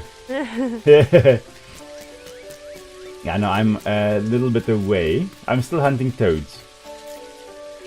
I'm using the rainy day to full advantage here, by getting as many of the invasive toads out of this ecosystem as I possibly can, and at the same time leveling up my hunting skill, which will hopefully go up quite a bit. I think I saw movement. Oh, it was just a dragonfly. I've already got that one. Again, with the toads kind of remaining still when they sense danger, they with me, I mean, I saw movement and immediately my eyes focused on that. So it's a very useful strategy to use if you don't want to be detected. Of course, if something can smell you, yeah, or still hear you, then that's not a very effective strategy. But it's worth a try, at least. Oh, cool. John just gave me bunk beds. Oh, nice. Yeah. Just sent it in the mail. No, I was He asked for clothes, I gave him my pants. Oh, okay. And then he gave you a bed bunk bed in return. Yeah, I don't know if this is a secret conversation we're having here. I give him pants. He gives me a bed. He's paying you with. He wants you to put the bunk bed into his shop. Oh, it's cute. It suits the wallpaper. Nice. Is it also green? Yeah. Marvelous. Yeah, then it does suit it perfectly. Just looking for a few last toads on the way home. I can see the house. Right in the distance there, I can see butterflies flying around, dingoes, and magpies, and everything. But no new toads, I'm afraid. Oh well, to some extent that's good. So John gives us the recycle bin at 3 hearts or 3.5. 3.5 or 4 hearts, I think, yes. Okay. Let's see what he wants from me. Got a job for me. He's looking for something to eat. I'll give you cooked croco meat. Yeah, you'll love that. Yeah, you will. There we go. Cooked croco meat. There you go, Johnny boy. So, can I borrow your spade? Yes, you can. He gave me the rock edge path recipe. I could have given you my one that's almost worn, but there we go. There's it lying on the ground. I have this habit of just throwing the tools onto the ground. Thank you.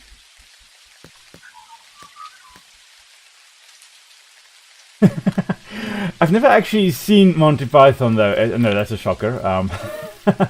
But I have listened to the Galaxy song more times than I can count. It's actually in my, I think it's in my liked playlist on Spotify because it's fun to listen to.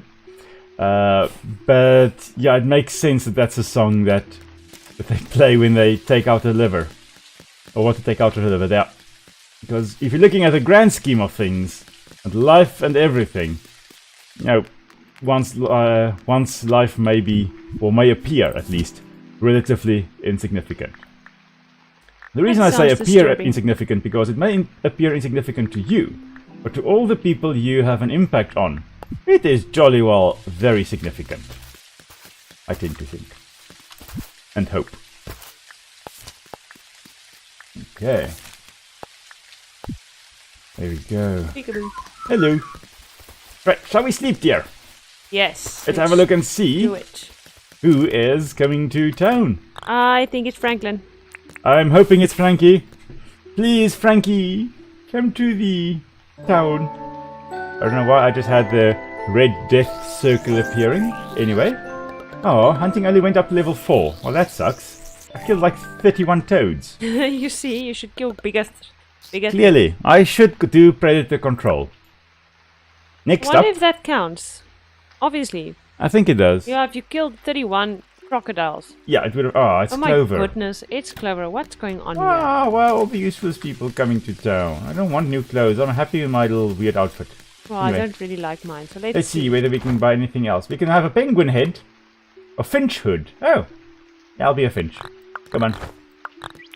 Oh, my word. There goes almost all my money. Aw.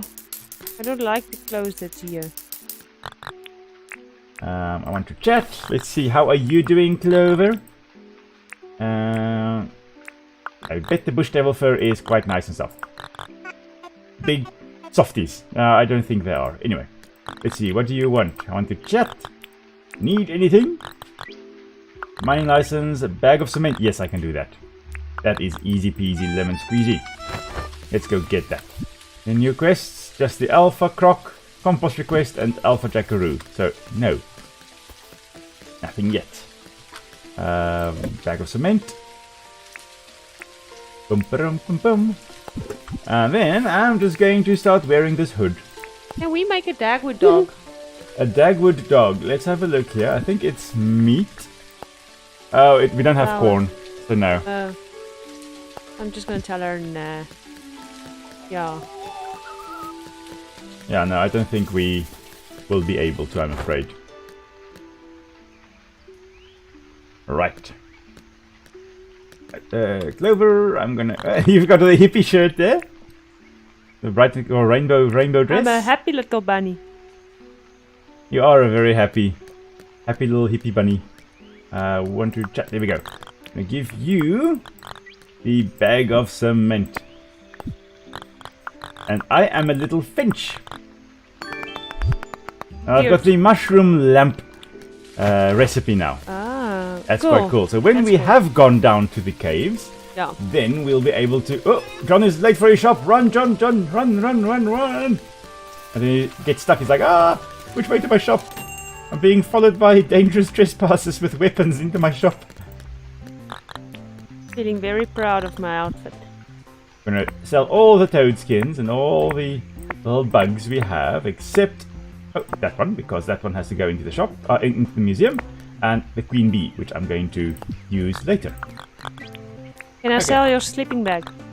Okay, you can. Not sure whether he'll buy it, but you can try to sell it. Oh, you probably want your shovel back. I could buy a new one. It's raining again. Awesome. Which means I don't have to spend time watering, which means I can spend time hunting. Yeah. Let's go control some predators, shall we? So, there are options. I can try to take out crocs, or I could take out dingoes. Yeah. Which many would also consider invasive species.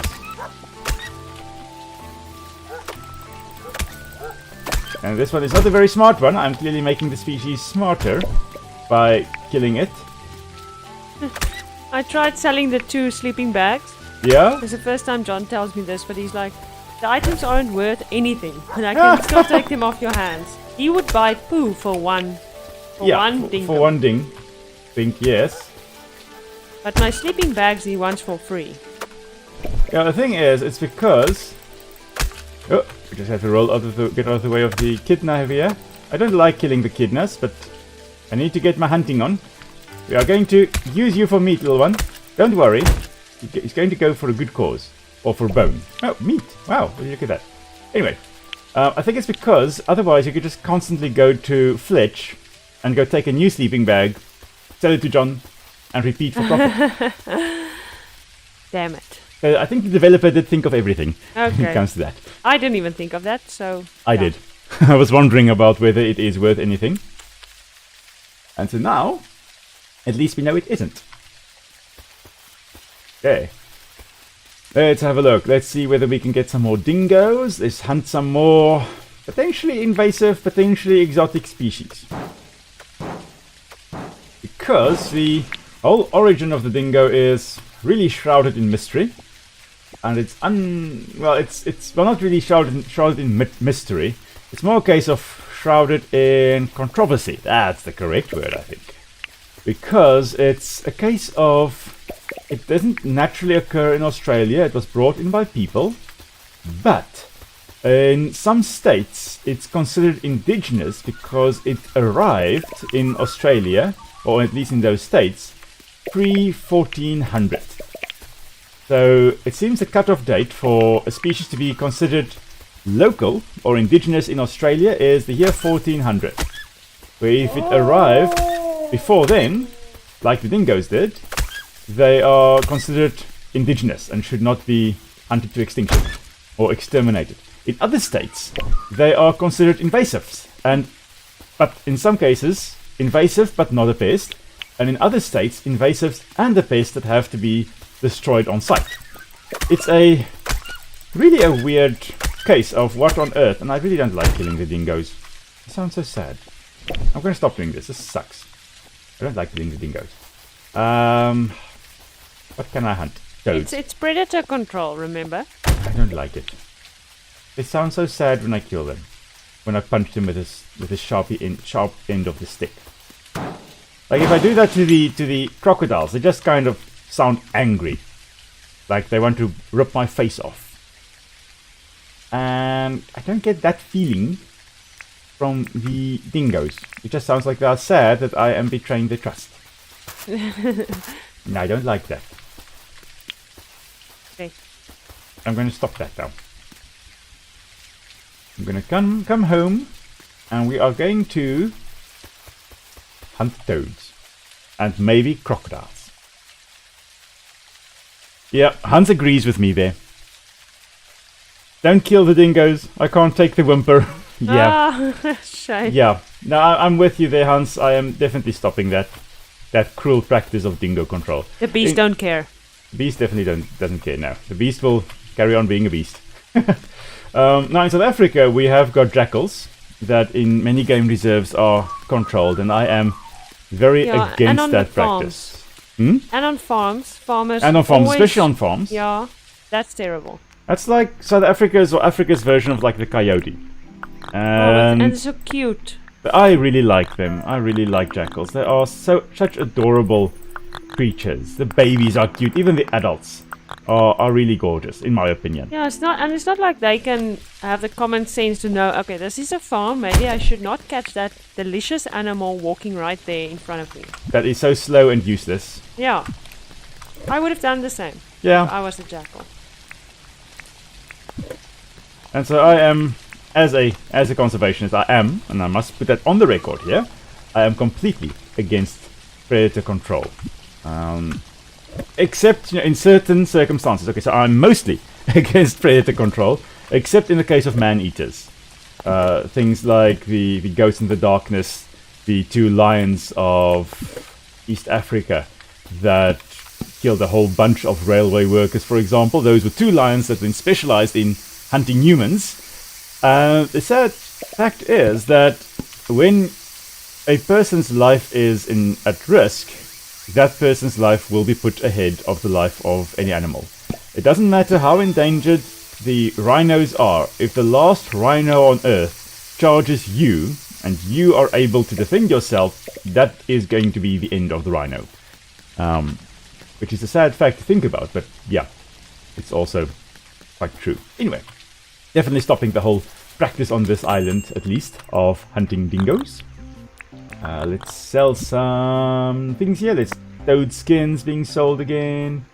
Going to sell the cooked dingo meat, unfortunately. And we're going to sell the camo cap. I'm not going to be hunting that. Instead of using camo, I am using mimicry. I am trying to look like something else. I'm trying to look like a little finch. Little innocent finch with a sharp, pointy stick. So where did these lions kill the railway workers? It wasn't King Tsavo, I think it was. I'm speaking under correction. I think it's East Africa where this happened. I'm not sure Kenya or Tanzania. It was a railway that was being put up to Mombasa, as far as I recall. So Kenya, I think it was. Along the One River course, as they were trying to build the bridge across the river. And I think the name in my head is Tsavo River. But I could be wrong. I could be horribly wrong here. But they were hunting them there. Didn't you watch that movie with me, didn't you? There was that movie about the man hunting lions. Maybe. That was a while ago. Yes. But that was the story about the Ghost in the Darkness. I remember now, actually.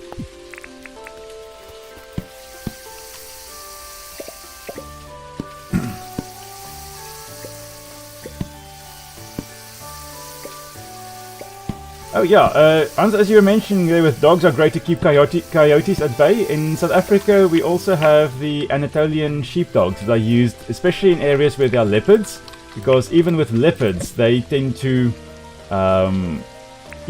be able to keep them at bay quite nicely, and also keep jackals, of course, which are much smaller than, or a little bit smaller than leopards, keep them away as well.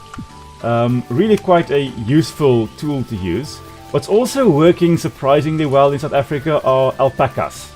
Alpacas are also used in areas where there are livestock, and they raised with the herd, and they move with the herd, and donkeys as well.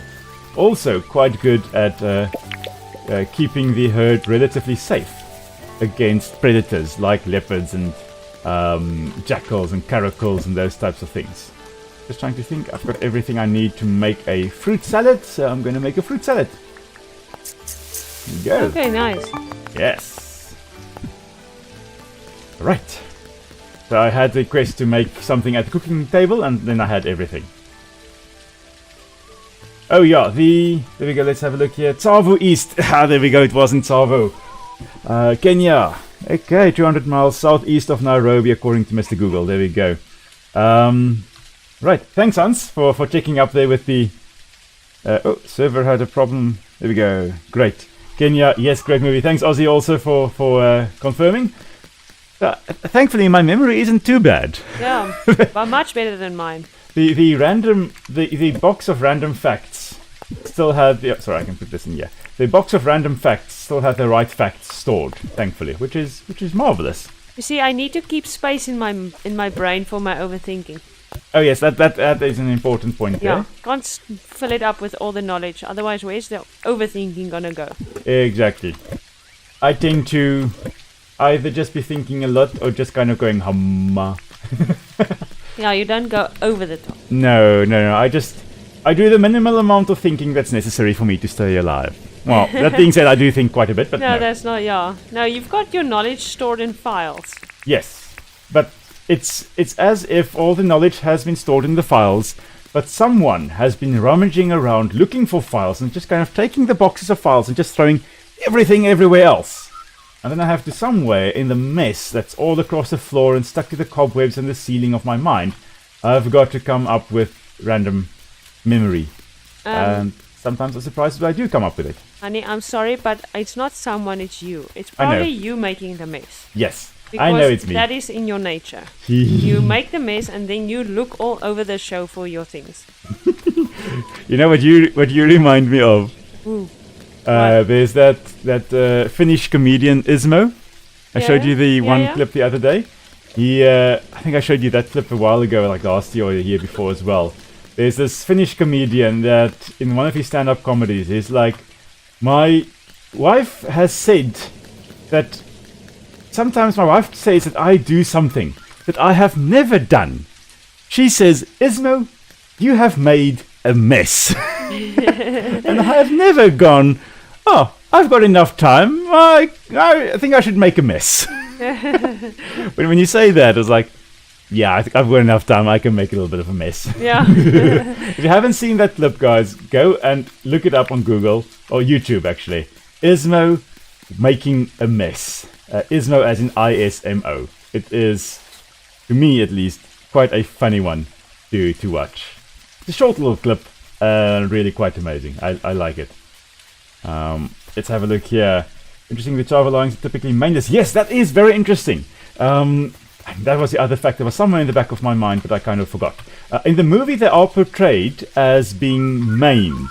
So having manes, which most lions do have. That's a nice protective measure for them, so that when they're fighting with each other, their throats are generally protected.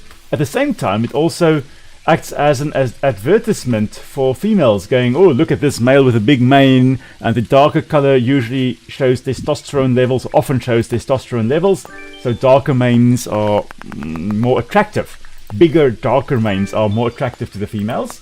So having a black beard would be more attractive, which means Blackbeard was probably the most attractive pirate in all of history. Anyway, because he probably had a magnificent beard and, it was black in color. Getting off track there, honey. It's pirates. Pirates is always worthwhile talking. Pirates is always on topic. Anyway, there's something. Oh, I made the bridge disappear again. No, don't do that. I just wondered if there's whether it can still happen. I can't believe it took me this long to figure out we can make bridges disappear. It took me way too long to realize if we press E on the bridge, it makes it disappear. Oh my word. There we go. I wish you can do that with the animal trapping points. When you send it off, you can't pick them up. I'm going to test again. I don't think you... Because we've tried before with a bridge as well. Just pressing E all over the place. Nothing. Okay, nothing yet. Oh, fine. Stabby. I think we need a bomb to make this go boom. Anyway. Getting off track here with the mains. There we go. Back to the mains. With the Blackbeard. Yeah, that's how he got so famous. Well, the thing with Blackbeard, though, and I'm back on pirates. The thing with Blackbeard, what he also used to do is he used to take, ropes with gunpowder in it. And then he would weave that into his beard and ignite that. Or like cannon fuses. I think it was actually fuses, not gunpowder wicks, but like fuses. He would braid that or place that in his beard, and then before battle he apparently would ignite that, and he would walk around with this smoke billowing out of his beard, like really an apparition from hell. Imagine you're like a poor sailor and you're being boarded by a pirate with smoke billowing out his beard. Yeah. I'll be like, okay, I guess I'm flying under the black flag now. Yeah, respect. Yeah, it's like, okay, I am no longer an honest sailor. I am now a pirate. Anyway, as I was saying with the manes, one of the theories as to why the males were so dangerous was because they didn't have manes. I'm not sure how that theory works though, because they're not necessarily supposed to be more aggressive than other lions.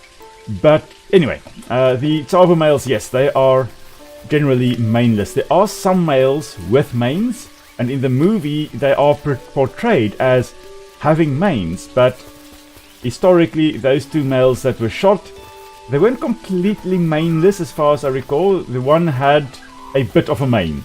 Not like the full male lion mane, but yeah, they definitely had a mane. As far as I recall, there have also been some cases of females having manes, which I think just confuses the whole species. Anyway, there's another toad. Let's get rid of it while we are here doing some population control. I see. Oh, there's a dead one here already. Okay. Just picking up the toad skins. Speaking of skins, a random topic again, I know. But one of the things that they are doing in the US now with the carp as well is they're starting to patent carp leather. They're starting to use or produce like leather for wallets and belts and stuff. Not a very thick, strong leather like crocodile skin, but leather nonetheless with their skins. Very interesting. Very interesting indeed. So now most of the fish can actually be used, which I think is quite interesting. It's definitely a novel use for the fish. Along with that, they're also using the bladders, the swim bladders, not the bladders, the swim bladders, in some kind of wine production. So to make wine, some process in wine production, they can use the swim bladders of the carp. Not sure about that, but I do know that when I was a kid and we caught carp, my dad would always blow up the swim bladder and we'd use it as like a football. Like use it as a ball, like to play with. That explains so much. It does, doesn't it? I'm not sure whether you had to really blow it up. It's already kind of like... I really didn't want to play football with any animal organ. That's just weird. When you're a kid, you don't care. I was a kid that ate grass when we were playing lion. Fine. No, we were playing lion and antelope, and one of us had to be the antelope, and oftentimes it was me, and I ate grass because acting. Yeah. I'm a method actor. Yeah. Cool. What were you acting when you were kicking around the animal ladder part? That I'm a heron that has somehow discovered the sport of football? In a horror movie.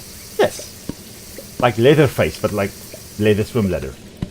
Leather ladder. Now that is a horror villain you do not want to encounter on a rugby field. Or a football field. Or any type of field. How big does it get? Like a football, like a soccer ball size? I think we blew it up to about that size, yeah? It's almost about... It's quite stretchy. And is it fishy, stinky fishy? Well, when I was that age, I didn't really worry about whether it smelled fishy or not. But probably yes.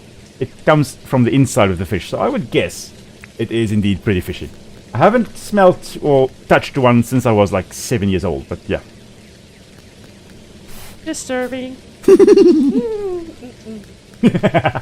Anyway, I'm not sure what I'm doing. I'm kind of waiting for the day to end, so... Yeah, me too, actually. I think we can probably sleep. And I need a rest.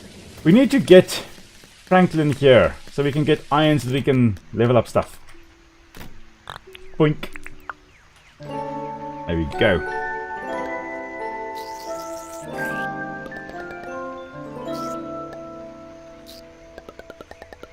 Interesting Aussie there with your file boxes have all been shuffled and I remember super random facts. Yep, that's my life. Oh look, they're showing me the cave here. We need to go into the caves today. Or try to go into the caves. Ah, Aussie, that's funny. Yeah, you do just throw in random facts in a conversation sometimes. Now I know why. Interesting question there, Aussie, with can some animals be homosexual, or is that an example of anthropomorphism? Anthropomorphism or anthropomorphizing, whatever, is giving human traits to animals.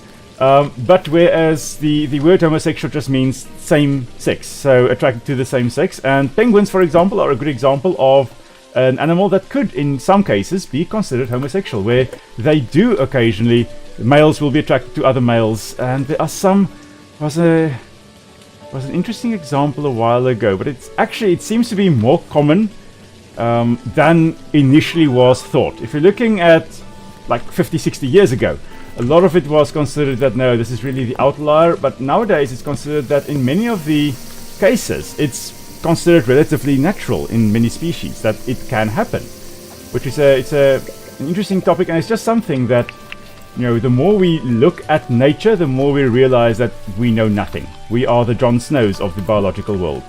We know nothing. So yeah, interesting question, and I think an interesting answer. The more you delve into it, and it's a third rainy day in a row. I guess it's toad hunting time again. What's my hunting sitting on? Because I really haven't made a lot of progress. Halfway to 5. Yeah, I'm on a little bit over 5. I don't think I can get the hunting permit yet. But as for whether that is an example of anthropomorphism, I do not think so, Ozzy. I think that it fits the terminology without describing human characteristics onto an animal.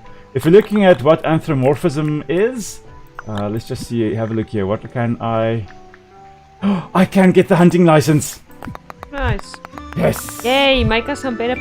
I'm gonna make us a couple of spears now. Yes. Okay, wonderful. If we're looking at what anthropomorphism is, it would be like, for example, and we do this very often. As humans, we tend to do this very, very often, where we look, for example, at an elephant, and the little elephant is running around, and it looks happy. We describe it as being happy. We don't know that. I like to think that yes, animals do have those emotions, and we do it with our pets very often. Where we put human behavior and traits into them.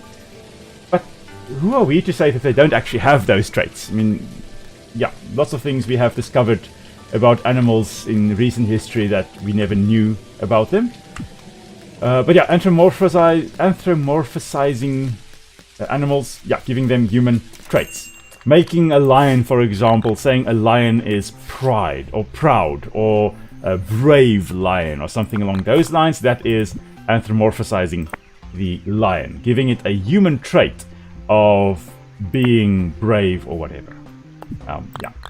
Oh, I can actually sell the 30 thingamajigs, cooked cactus figs again. Okay, let's have a look here. I need to go catch a barcoo grunter. Oh, that's relatively easy. I haven't done fishing in a while here in the game. Let's have a look here. Can I spot a barcoo grunter? For John, I need to give it to John. I see jungle perch over there. I think I see barcoo grunter right over. No, that's I think also jungle perch. Let's have a look. Come, little one. That's a jungle perch, but nonetheless we're going to catch it. Because we can. Got a peacock spider. Oh nice! I don't think we've got one of those in the museum yet. Nice. I'll check. I'm not sure. Maybe we do, but I don't think we do. Come on, little one. There we go. Ted Sally, that's a good question. We haven't encountered him in the game here yet. We have encountered him in our game, but not yet in this game. We are hopefully going to encounter him soon. I really would like a nice bow, but we need to first get the slingshot. And the slingshot I know you've got a good chance of getting in the mines. So hopefully we'll get to that today. Or the gacha machine. Or the gacha machine. Oh my word, the gacha machine tends to give us so much. So many slingshots, it's not even funny. They give us more valuable stuff. Anyway. But Ted Sally is based on a famous Australian character that actually existed. Was Ned Sully. Or Ned... I have to look it up. But yeah, Ted Sally is based on that bush ranger, as it was called. Basically like a poacher to some extent. But yeah, it was kind of like yeah, difficult to explain what exactly they were doing, but yeah, he was probably the most famous outlaw type person in Australia, and kind of a folk hero in many cases. He was like the Robin Hood of Australia, if I can put it that way. Where what he wanted to do was to... I've got a Barcoo Grunter almost here, just need to catch it. Here we go, caught it for you. What he tried to do was break the monopoly of rich people owning land and kind of just buying land and getting poorer people out of farming business, basically. He wanted to break that and stop that from happening. And the way he did that was basically illegal stuff like stealing cattle in one area, then having an acquaintance that could register it as legal in another state, and then just going, okay, well, it's legal cattle now, let's sell it. And doing all kinds of funny things like that. Well, funny, but illegal, but, funny. And so he had the noblest of intentions, but the road to hell is paved with good intentions. As Thanks the saying for goes. my fish. You're welcome. Let's have a look here. I've got so many fish I can now cook. Let's just put these on the barbie. Put some perch on the barbie. And some river bass on the barbie. Australian bass, indigenous to Australia. And then the jungle perch. So the Australian bass here, or the river bass here, is more closely related to the perches, actually, than to the bass, which you would think they are related to. They're not. They are more closer to the perches than to bass. And that's the problem with common names, is that they don't really show the relationship between species. Like, we call a perch, but there are so many different perches, and they're actually in different families, that if you talk about the perchidae, I think that's the family name, you're referring to one group of perches, but there are a whole bunch of other fish species also called perches that are not related to that at all. You have a copper fishing rod. No. Would you like one? Oh, can you craft one? Yes. Have you got fishing level 2? Yes, I do. Oh my word, look at you moving up in the fishing world, eh? Yeah, baby. Oh wow. My licenses... I also have fishing license level 2. Okay, but I've got the copper, so Yeah, give me you your... go craft it here. Give me your fishing stick. Oh, yeah, there we go. Have you got all the copper ore? I do. Okay. I will smelt some more in that case. Because I also need to make us the pickaxe... Oh, the spear. Sorry, the spear. Do you know what? What? Surprise, surprise. You already have a copper one. Oh! Yeah. So there's your Oh. rod back. Okay. Well, that's Congratulations. an interesting development. You already had a copper one. Okay. Right. Okay.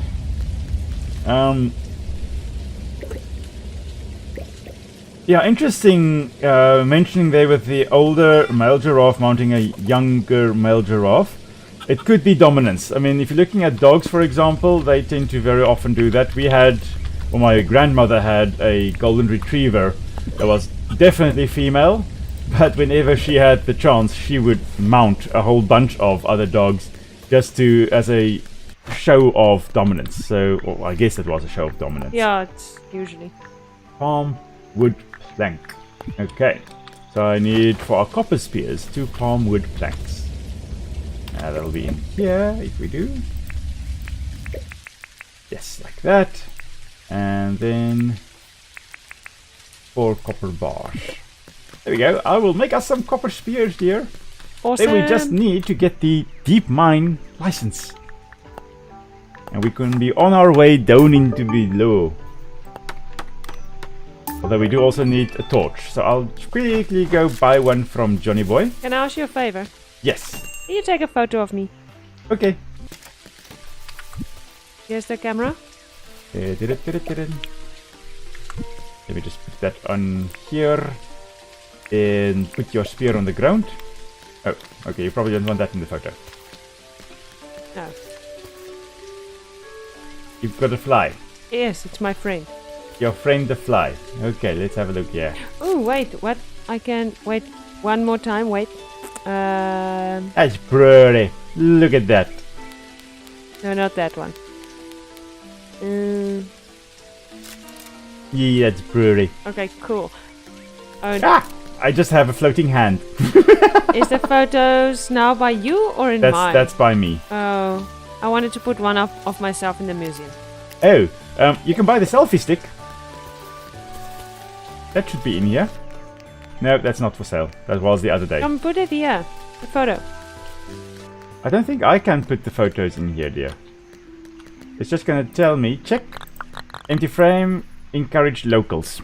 Donate photos. Okay. I'm not a local. I just have a pretty photo of you raving. Oh, that's nice. Yes, it is. It is indeed. Wish I could I wish I could send it to you via the mail. Yeah, I imagine that would be cool. That would. Let's just quickly drop your spear here by the tree in the path. Please don't step on it as you run past it. Let's have a look. I've got nothing to sell here. Okay. What I wanted to buy was the torch. Because we is gonna need this. It's gonna be useful. Ah, I bought something. Yay. So when we do go into the mines, yes, we will need at least 2 spears. Me. Both of us. Probably. Remember last yeah, time? That's true. That is very true. And my pickaxe is almost pla. Yeah, we also need copper pickaxes. Yeah. What licenses do I have? I do have a copper. Don't you have a copper pickaxe? Well, mine's almost done, or was done, so I put it away. Oh. Yeah. We need to craft more and repair. Because Frankie is not here with the repair. That means Frankie needs to come twice. We need a repair table and the quarry. Although if we can get the repair table first, we can repair stuff and then we will have more than enough iron. Yeah. So we don't really need the quarry, because the quarry is usually what we get for iron. Yeah. But since we know that we can get the same from that, that's going to be useful. I'm going to put this here and this here and this up there. But we can't go into we need the deep mine pass. Do you have it? Yes. No. No, I don't even have deep mining license, no. Yeah, okay. I still need like 800 points before I can get that. 700 before I can get that. Okay. And it's so funny that Rain's not even a resident yet. Yeah, but she's only been here twice, hasn't she? Yeah, but she's usually one of the ones that's really quickly in town. Yeah. But yeah, Hans, as you're mentioning there, the one that bugs you is the killer whales. Yeah, being killer dolphins. They are the largest dolphins in the world after all. It's always kind of bugged me as well that they are called killer whales. What I find very strange though, and this is again me in languages, because killer whales obviously are called orcas as well, and orcus is either Latin or Greek for whale. But in the other language, orcus means testicle. So it's like you have to be sure which language you are talking about or talking in when you call something an orcus. Because it's either going to be a whale or one massive testicle floating around in the ocean. And the reason I know that orcus is also testicle is because that is where orchids get their name from. The term orchid comes from that, I think it is Greek. Orcus means testicle. Because their roots, many of them have got little swollen roots underground. And those swollen roots, I think if you kind of squint and are 90% blind, kind of resemble testicles.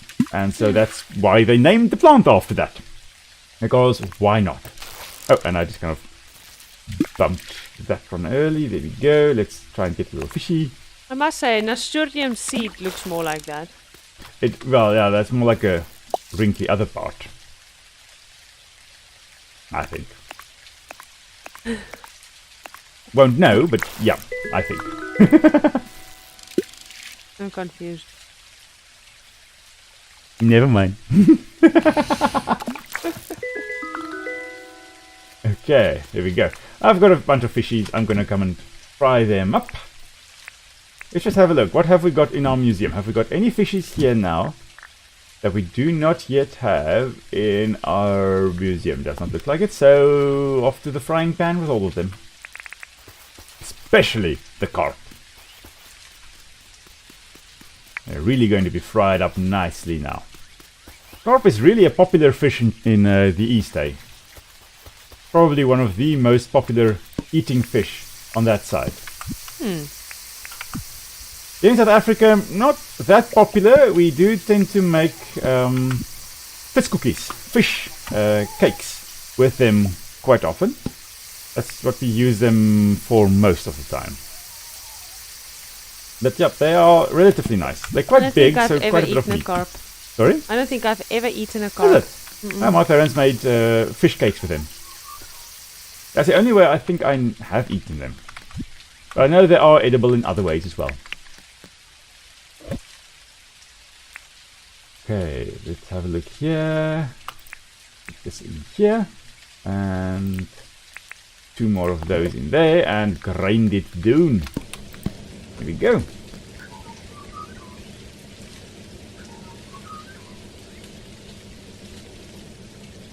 Watery testicles with teeth is scary. Yes. Especially when they come swimming up to boats nowadays and bite them, as you mentioned last time there. Hey, Hans? I've actually looked at those clips of the... Oh, something has killed a little thunder lizard over here, a little frilly. I've looked at the clips of those killer whales, those killer dolphins, attacking the yachts and ships and stuff. What did you just kill? Nothing. Was this a dingo? No. You know I can go back in the recording and have a look here. It was attacking me, so I needed to defend myself. That's self-defense. That's self-defense that counts. The question is, did it attack you after you attacked it? It's all fuzzy. It's all fuzzy, that's a yes. It was self-defense for everyone involved. But yeah, I've looked at those video clips of those orcas attacking ships. Yeah, that can be quite terrifying. I've seen them. That's quite hectic. But yeah, carp curry, that can also be quite nice. That's a curry fish. Really is an Easter. Yeah. An Easter meal here in South Africa. I don't recall ever eating it. I don't know. Have any of you ever eaten curry fish? Curry fish and hot cross buns. Hot cross buns, I think, is universal for Easter weekend. But I suspect a curry fish is a South African tradition. Curry pickled fish, basically. Yeah, pickled curry fish. That is like a South African tradition. Although that being said, might be Indian as well. Sorry? Might be in India as well. Might be. That being said, though, I have never had pickled curry fish over Easter. So it's a tradition in South Africa, but not for the South African. No, some of this. Oh, you. Yeah. Hans says the dingo charged Nick. So we probably saw the beast as some kind of threat to its territory and charged her. Attacked her. I felt very attacked. And you reciprocated by stabbing it with a spear. Defending your honor. It was last resort. Self-defense. There you go. Okay, I believe you. Interesting, Nick. Suddenly Boop says the procedure for neutering a dog is technically called an orchiectomy. Oh. So removal of the testicles. Oh. Or cutting off of the testicles. Yeah. Interesting. Yeah, I never heard that term before. Yeah. Probably because it's usually quite difficult to remember something like orchiectomy. Mm-hmm. For the common folk. Yes. Hans says he has had curried fish at an Indian restaurant. But have you ever had it for Easter? That's the question. Is it seen as an Easter weekend traditional meal? When it's Easter here, people the shops they all sell it. They all sell the pickling spice specifically for the pickled fish. Yeah, it's like for a few days, everybody goes pickled fish crazy. Yeah. And then like the rest of the year, no, we don't touch that stuff. The aunties, they make the pickled fish before the time, and yeah, it's a whole thing. Yeah. There's this period where it's all the pickling stuff is available, and then there's this period where there's nothing, and then you get the pickled stuff for sale suddenly, like right around Easter weekend. And then for the rest of the year, it's absent. It's like Christmas decorations and Easter eggs and Halloween decorations and everything. It just kind of vanishes into the void for the rest of the year, and then miraculously just reappears shortly before Easter again. And there's another Alpha Bush Devil quest up on the board. This is really? Nonsense. They do overestimate our powers. They do. Maybe we should do one and die, and then just show them that no, we are not ready to do this. Or what, with our luck, we actually get it right. No, we will. We will probably get it right. We will struggle. Yes. And almost die. Well, maybe we should go and try that. We would probably be fine. I mean, it's you and me, we would probably be fine. Yeah. But now I'm saying it and jinxing us. Yeah. Ozzy says he's had pickled fish every Easter. Oh, cool. I didn't grow up with that. I was like in my 20s only when I found out that's like a tradition. I thought you did. I thought that's how you knew about the tradition. No, I was angry. I was like, my mother deprived me of this tradition. But no, it's not. We definitely hot cross buns, but yes, not the pickled fish. Hot cross buns and obviously Easter eggs. Yeah, of course. Best was when we were kids and they would hide it for us and we would go look for it. Still thinking it was the Easter bunny and all that nice stuff. Fairy tale world. I think I told you the other day, dear. Oh, yeah. So when I was a kid, my uncle hid, like, let's say 10 Easter eggs for us to go and find. And we found 8. There were 2 that were missing. And I think like a decade later, we found one of them up in a tree. Where nobody had thought to look. And by the time we went looking for the Easter eggs, he had already forgotten where he had hid them in the first place. And so we only found it a decade later when the tree had already died. And my father was using a chainsaw to sculpt like a Statue of Liberty type thing in the tree. Then we suddenly discovered, oh, this is where that other one was. And then Will ate it. No, I did not. I eat anything, and I will eat chips that has been like crisps that have been out in the open air for way too long, and are definitely not crisps anymore, but sponges. But I did not eat the 10-year-old Easter eggs.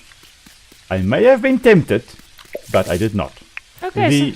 The coloration of the package wasn't, or the outside little wrapper was definitely not indicative of good quality, suitable for human consumption Easter eggs. I see that Hans and President had ham on their Easter. Interesting. Yeah, that's interesting. Very, very interesting. And so we learn. Yeah, that's really cool. See, that is another thing that I do not necessarily get just from normal line of work. One of the things I love about being able to... This is this point where I jump and I can... There we go, I fell off the map again. I found my spot. I found the spot where I just fall through the map. It's a certain spot where I can just fall through the map. And I think the apple also just kind of fell. And oops, there we are, back again, and there's the apple. Look, I could just go here. And I just go, wiggle, wiggle, wiggle. I think I've got to go sideways. If I go sideways, and almost, there we go, almost, then there we go. Through the map. And then I just fell, and fell, and fell, and fall some more, and pop back into existence. Amazing. I wonder if I would be able to. I also wonder. Oh, you are way too far to test that theory now. Last time on the stream, I also did this. Yeah. On the exact same spot, and I remembered when I came past here now, these 2 apple trees in close proximity to that little section there. I'm like, I think I remember this. Yeah, I was right. Okay, cool. Good to know. Random testing. Anyway, let's have a look here. In terms of the conversation, It's gammon, ham or gammon for us over Christmas. Yes, ham and gammon, definitely Christmas foods for us. Turkey, I know in the Northern Hemisphere, that's more of a traditional Christmas meal. We don't really have a lot of turkey in South Africa. Yeah. Like, sometimes, nowadays, we do get turkey more often around Christmas time. But that's usually more in the form of turducken. I don't recall ever really seeing just turkey for sale. Oh my word, a massacre has happened over here. There's like a piece of meat lying on the ground here. There are 2 pieces of meat over here. And I think the culprit is swimming around in the water over there. But yeah. Anyway, let's have a look here. Turkey for Christmas in Canada? Yes. And we also don't do the eggnog over Christmas. Yeah, I've never had eggnog. I think it's because it's hot here. Oh yeah. Yeah. I think time. eggnog is more of a cold drink. I've put 2 bottle brush seeds here on the ground feed here. Ooh, nice. Thank you. We did not pick them up though. There we go. I am going to fry us a whole bunch of apples for when we go take out the alphas. I think it's going to take a bit more than apples, but thanks. It's a good thought. Okay, interesting. President from Hungary at the moment. Nice. I am also hungry. I'm always hungry. We always end up talking about food, and then I get even more hungry. Oh yeah, indeed. So, President, what is your home language? That's the term I'm looking for. I know it's difficult to think English when you're not English necessarily. What is your home language? Always nice to know. I can't recall whether I asked you that in Discord. Suddenly, there's a little bell ringing in the back of my mind, but I don't think I asked that.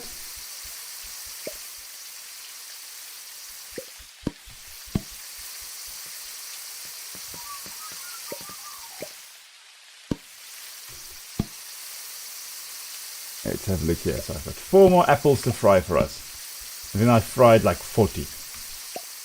Wow. There we go. Okay. 6 bottle brush. Not enough, I think, to... I've got 4. There was 5 in the thingamajig as well. Yeah. I actually could make us apple jam. Actually. Man. Poo. Poo. Oh well. We'll check tomorrow. Maybe we'll have some apples. Yeah, let's sleep. Hans is saying last week all we talked about was how to cook fish. Yes. It really is that every time we end up talking about food. Yeah. But I think it's because we like learning about food from around the world, because we all want to experience something new to eat. I think that's why we end up talking about food every time, dear. And who doesn't love food? Franklin's here. Well, Franklin does love eating food, I'm pretty sure. Woo-hoo. But Frankie is here. Finally. Oh, my word. Okay. I was going to ask something ridiculous from me. Yeah. Obviously. Are you getting the shiny discs? Yes, I am going to get the shiny discs here. We've got 9 for him. We're going to give half? Yes. You're stealing my weight. I will take 4, you can give 5. Oh, I can't drop that in here. I'll have to drop it out here. 5 for you outside here. Thanks. Oh, he just wants clothes from me. That is no problemo. Nice.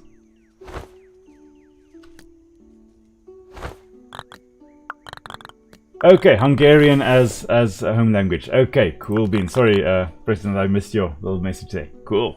Here we go. Let's give Frankie some shiny discs. Franklin is very rude. He says he hopes we do not interrupt him too much. Frankie, I'm going to keep on talking to you just to interrupt you. I'll buy the repair kit. I think I've got more money than you. Yeah, you definitely do with your research funds there. I've got like 400,000. Yeah, I've got a total of 84,000. Oh, shame. That's cute. I've got the cement fence recipe. Meh. Okay, then I've got to water plants, and it's not a raining day or a rainy day, so I can go and water some plants and get that sorted out.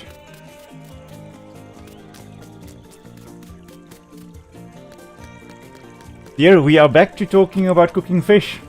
I'm feeling a little bit queasy today. Yeah, shame, poor Willem.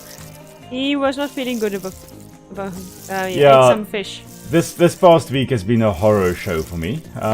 So I haven't eaten a lot of fish. I like eating fish every now and again. And growing up, we did eat fish every now and again. Normally when we caught. But I haven't eaten fish in a very long time, not often at least. And this was very, very fresh fish as yes, well. and so we ate very, very fresh fish, bonito, which is relative to tunas. And so we ate that on Sunday, and on Monday I was like feeling, We had more for Monday for dinner. Oh yes, we had Monday evening as well. Oh, we can harvest some beans, dear. Nice. And then I felt that... When was it? It was Thursday. Yeah, I was really under the weather, let's put it that way. Really under the weather. And it was probably because my body is no longer used to eating fish. And it just decided that, nope, this is how we die. And my body tried to kill me, in short. Or paralyze you because he was sleeping for like 2 days. Of that 24 hours in that one day, I probably slept like 16 or 17 hours. Most of my day was spent just waking up and then going back to sleep immediately. Which was shocking, because I never sleep that much. So, can I order a repair table for us? Yes, you can, dear. Do you need to water plants, dear? No. No. Okay. I don't know why, but we've got a random fern growing in our agricultural plot on desert soil. And I'm pretty sure we planted a watermelon there. What? Yes. Weird things are happening in our garden plots, my dear. Very weird things indeed. How can... I don't know. But it's there. I don't know. I stopped asking questions about our garden plots this evening.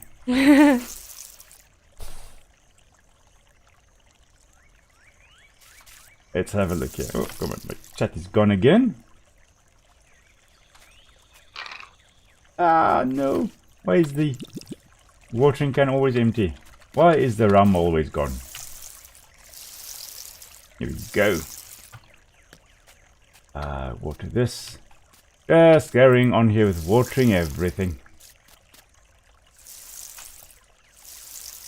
I really wish the watering would also count towards agricultural points. Because, oh my word.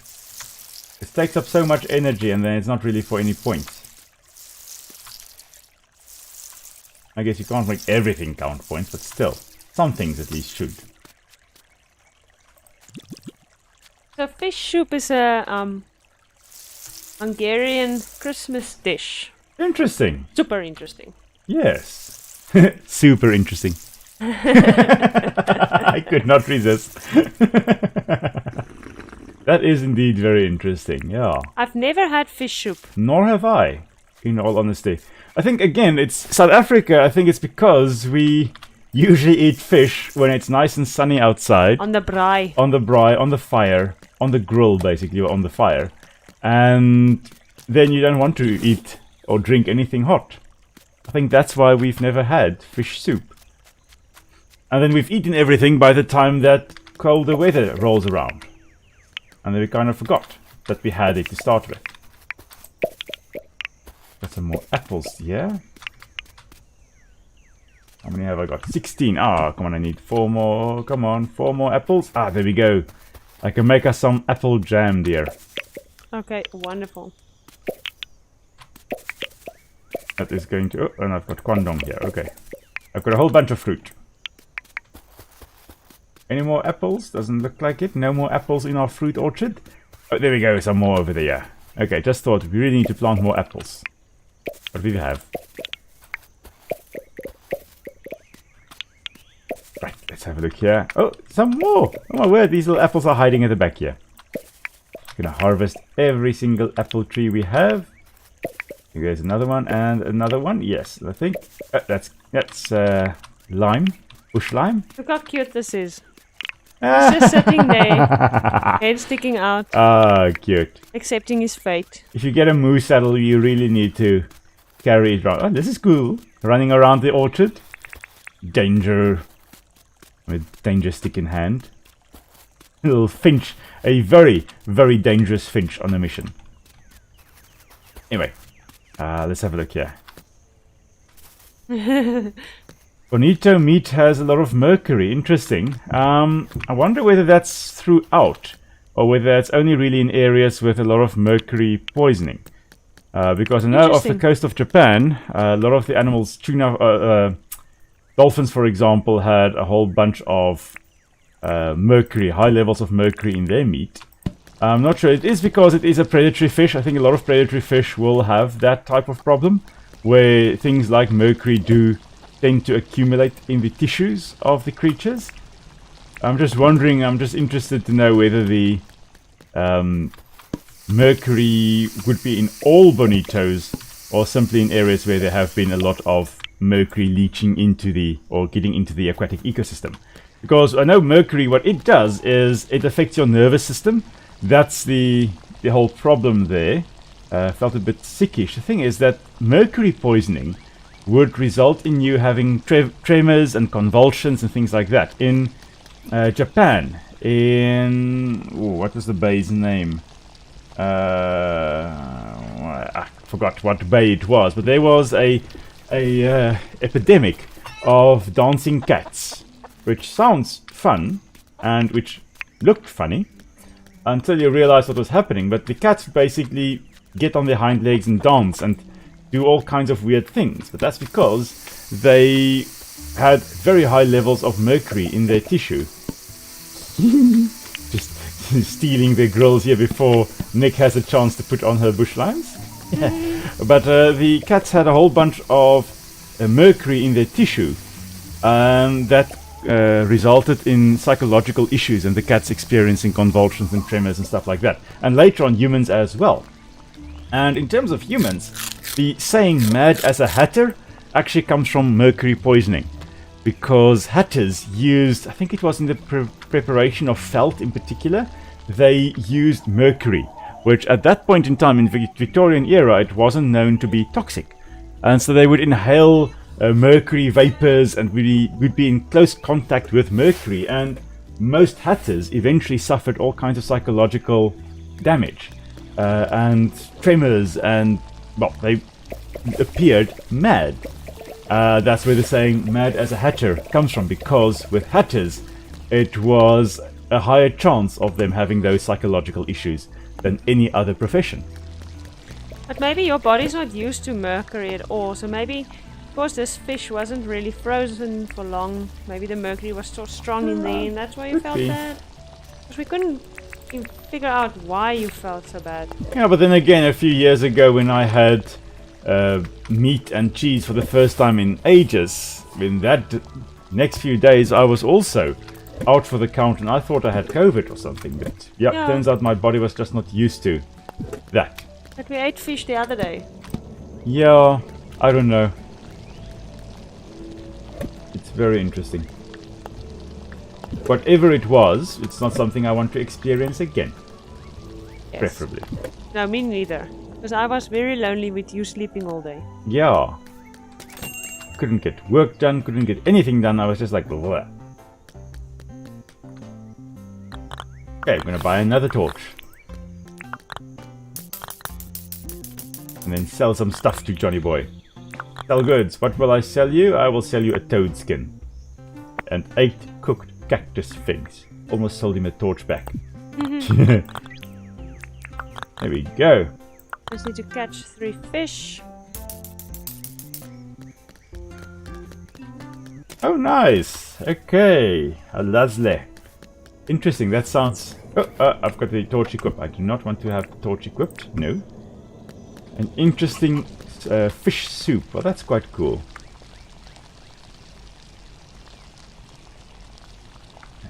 Yeah, there we go. Great stuff. Get back to this here.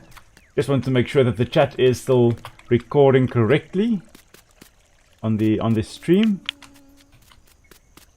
Every time it seems at some point randomly the chat stops recording, and then in the live stream later on it doesn't show, or in the recording it doesn't show. It's a whole bunch of things that can go wrong in the stream, but you know, we're learning as we go along. Oh, they want me to do something for someone. Okay, I should do a job for Franklin. So he actually decides to stay. Frankie, what do you want me to do? Yes, I want to do something. I want a logging license, 2 palmwood plank. Yes, I can do that. Now, I can just go and get it from our chest, but I can also just go and chop it down a little bit and do something as well. Palms over there. Past Nic the Beast, just on the other side with their cool sunglasses, chilling on, fishing around a bit. A sunny day, fishing, you know. Yeah. I'm gonna plant this tropical grass seed right over there. And then just chop out, again, something has been killed everywhere. It's like a piece of meat lying here, drumstick lying there, another drumstick in the back there. Like, sheesh. Something is killing everything in sight. That laughter makes me wonder whether the thing that is killing everything in sight and leaving the meat lying everywhere isn't perhaps sitting right over there. Wasn't me. Hmm? It's not me. Are you sure? Your mouth says one thing, but your laughter says another. Make my fish go away.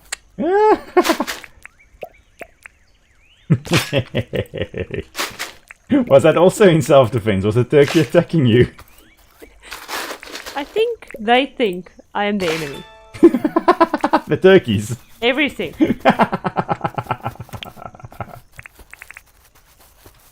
The beast that comes out, it's not me. Ah, okay. You get taken over by the bloodlust.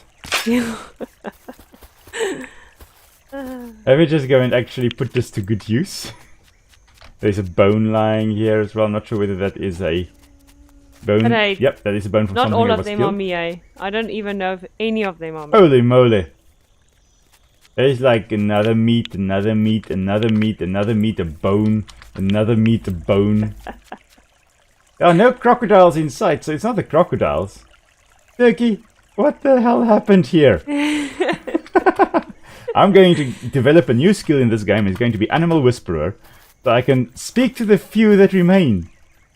Maybe you could just put a leash on me, I don't know. My name is Will and I speak for the animals. I'm like the animal version of the Lorax. I'm the Willax. I see something about smoked paprika over here. What's that? Oh, let's have a look here. Interesting. Nice and spicy. Nice and spicy fish soup. That sounds quite nice. You get Hungarian paprika. Is that like smoked paprika? Doesn't seem to be. Because Hans says that they can get Hungarian paprika and smoked paprika. Now I'm very interested because paprika, we love paprika. We use smoked paprika basically in all our dishes. Yeah, we still need to grow our own paprika. Yes, yes. But I want to taste Hungarian paprika now. Yes, of course we do. Let's have a look. What? I don't have anything else to cook. Okay. Right. So then, what we need, dear, is enough permit points to gain access to the deep mines. Oh yeah, definitely. I need a little bit more. Possibly one more day's worth. Oh, I need to saw some planks and give that to Franklin. That's going to give me another 100 points. There are some animal traps here also that you can use, eh? It's the ear by the trap. Yeah, but I think that's going to give me permit points. Yeah, obviously, but for money. Oh, that's alright. I don't have to worry too much about money. My money is... almost said 3,000. 80,000. In terms of money, I'm doing surprisingly alright. For a non-researcher on the island. There we go. Frankie, I have brought you your palm planks. He is still talking down to me. I don't like Frankie. I'm going to stab him next. I've done an adequate job. He's so thankless. Although, he has given me something. Let's put it on. Now I am an aquatic finch. Guys, here's something. Our dog is busy dreaming. Oh yeah, Pepper is making these final sounds as she's dreaming, and every night. Yeah, she goes into this deep sleep and then just kind of makes all kinds of funny noises. Cutest. But now I am a dangerous finch. I will go hunt down the little fishes underwater. Oh, you know what? Where are you? I am roundabout in the town. There, I see you. I'm a danger finch. Word, that's weird. Yeah. I like it. Danger finch. Off to go stab some fishies. Right. Let's have a look. I need to break a tool, but I don't think I've got many tools to break. Possibly that. If I can mine a little bit. Let's mine a little bit. Let's break the pickaxe. Although I'm getting used to things like rocks here. Let's go look for rough soil. Now, rough soil is where we will find ore. And let's have a look if I can see rough soil that has spawned anywhere. That's not beach. I don't know why it says that's beach, but that's not beach. Rough soil, right over there. It's difficult to say exactly what a favorite food is. Like, I go through such phases. At the moment, I am so into hot things. Like, I don't know if you guys know what atjar is. Like probably. I think that's... Yeah, I think that one has spread all over the world. Okay. Well, maybe. It's like chutney, but more spicy. No, it's not like chutney. It's like... Well, for me, it's like chutney. Yeah. It's like a vegetable pickle, but that's very hot. Especially mango. Mango atjar. Well, they call it hot mango pickle sometimes. I'm super into that. And also fermented things like kimchi and sauerkraut, that type of stuff. But, yeah, so my favorite food, it changes. What would you say? For me? Yeah. Oh, give me pizza and I'm happy. Really? No, actually, I don't know. I eat most food. Yeah. Without any problem. At this point in time, I can't say that I'm craving anything in particular, so I'm not sure whether I actually have a favorite food anymore, dear. That's sad. You love sushi? Yeah, I love all food.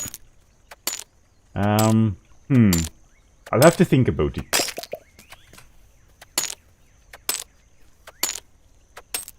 Ooh, Mexican food. I love Mexican food as well. Oh yeah. Which is strange since, we don't have Mexicans in South Africa. It's a little bit too far to swim to South Africa, I'm afraid. But we have the cuisine, which is nice. Let's see. I only have one ore that spawned in this rough soil patch. Well, that sucks. Anyway. Okay, yeah, Ozzy, that's a true South African type of meal there on your plate. Yeah, there is. I think my favorite meal, dear, dessert. A buffet of dessert. A buffet of dessert. You give me a buffet of dessert and I will be happy. Ooh, give me broccoli as well. Broccoli and cauliflower. Now give me trifle. I'll be happy. Trifle. Marmite. Trifle. Don't mind. I'm getting hungry. Trifle. Like trifle and... Avo. Yeah. I guess that is a type of food. It's a part of a food. Anything containing... food containing avo is a type of food, I guess. Oh, just avo. I think, according to Nick, avo should be considered a food group all on its own. Yes. I think avo is probably one of my favorites. Definitely number one, maybe. Yeah. And mushrooms. Yeah. I still stick to trifle. Or... chocolate. Anything chocolate for you. Bazaar pudding. Really? Yeah. Like a bazaar is like a church fete. Basically, FETE. It's not like a carnival type of thing? Yeah, to some extent. It's usually a church thing. And then you get this pudding that you buy there, like this dessert. That's usually a mixture of a whole bunch of desserts. There's usually custard in there. And jelly. And jelly, and yeah, not like jam jelly, but like, what would you call that? Because that jiggly. Yeah, like gelatin-containing stuffies. Like that dessert. And then there's very often Jello. like a sponge dessert in there as well, a spongy type of dessert. We call it jello, I think. Jello, yes, jello, yes. And then there's that sponge dessert, which is like an egg-based dessert that's froth, like a meringue, but it's soft. Yeah. I like those. No, I never like that. It's such a mixture of... It's like having so many leftovers and putting all of that into one thing, and not even neatly. You just throw it in there. Yes. And sell that as a something. That to me is the whole beauty thereof. It's like you can't decide what you want. So you just go, you know what, I'm going to have all of it. Like, reminds me of my grandmother when she was growing up. They were very poor. I think they were visiting her grandmother. So my great-great-grandmother. And they were visiting, and then then her grandmother asked her whether she wants bokbessies, which is, I guess, the closest I could think of is not quite blueberries, but a type of berry. So basically, do you want this berry for dessert, or do you want plums for dessert? And then she, as a kid, said the berries and the plums, which, you know, that's a typical child's answer. And for me, I think that's how bazaar puddings came to be. It's like, well, what shall we have as the dessert at this church fete? Well, why not have all the desserts all at once? That's definitely what I would have come up with as a dessert. Just mix everything together. So, my jobs for the day is done. I'm gonna lie in bed. Yes. And then go make us something to drink in real life. Ooh, lekker. Nice. Let me just check whether I've got So you can do your thing. coffee. Okay. So I'm almost also ready to come to bed, but I will catch some fish while you go do that. Thank you, dear. I'm just going to carry on. Let's have a look here. What have we got? So the purchase... Here's my cup, dear. Thanks. Oh, missed that. Oh well. The purchase that we've got here are more closely related, or the bass we've got in the game are more closely related to these perches than they are to actual bass, because they're in the same family as these perches, as I've mentioned earlier. So there's the jungle perch. Unfortunately, a whole bunch of fish are actually quite threatened in Australia, mainly due to overfishing and also by the introduction of a whole bunch of exotic fish. Especially things like bass from America and from Europe, and all kinds of other salmonids, basically species of, well, in the salmon family, in the bass family, and then also things like trout, which I think may also be in the salmon family, although I may be mistaken there. May not be in the same family. But there are also some other problems, and if you look at the garfish, no, not the garfish, the grayling. There's a fish in the rivers here in the game. A smallish little fish, greyish in appearance, quite unassuming, and it's called a grayling because, well, it's small, so hence the ling, and it's grey in colour. Very original in terms of the naming. But if you look at those little guys, there was a massive pandemic with them in the 1800s, and they were almost wiped out in some rivers by a fungus, or most likely what was most likely a fungus that was introduced when, I think it was bass, that was introduced into some rivers for fishing, and those bass brought with them diseases like that fungus, that the bass themselves were quite resistant to it. They were not affected hectically by it, but the little greylings were vulnerable to it. Very similar to how humans have put a whole bunch of diseases in areas where the people are not used to them, like the smallpox, for example, into the New World, and then the people that were in that area obviously had no immune system to it, and they suffered as a result.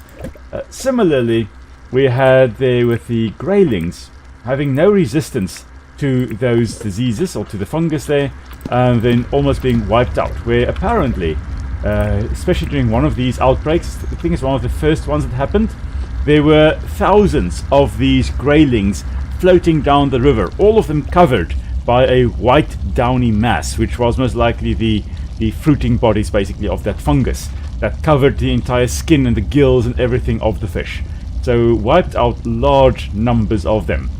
And that's an example of how an exotic fish or an exotic species can mess with an ecosystem indirectly, where they resulted in those fish almost becoming extinct in those systems, not because they were directly feeding on them. Yes, they did that as well, but because they were introducing a new agent, a disease agent, a disease-causing agent that the indigenous fish species were not used to, which is obviously bad as well and can have catastrophic effects. And I was just thinking of something along those lines, and I can't remember what I was thinking about. Man, oh man, my mind went years ago. Something with fish, not feeding on them directly. I don't know. Yeah, Nic's laughing from the kitchen because she's used to my mind just kind of wandering, and then I don't know where the hell it wandered to. Then I have to try and backtrack and figure out where on earth did my mind go, and I don't know. It just went. Anyway, I actually want to put feathers in here as well. It just makes more sense. Animal products go in here. Let's take out the feathers from here, and we're just gonna go do this like that. There we go. Okay. These in here. Okay, still waiting for these billies to boil. There we go. Right. Yes. Shame, Ozzy. Was nice having you around. Good luck with the darkness descending upon you in about 8 minutes. It's load shedding time is approaching, dear. Yeah, so that's quite sad.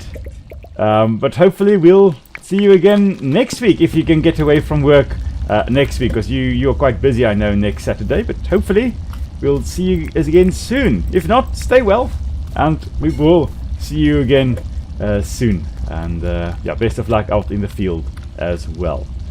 And then I wanted to do... Oh, my little guy is extremely tired, but that's alright. He can be a little bit tired. It's alright. Ooh, coffee!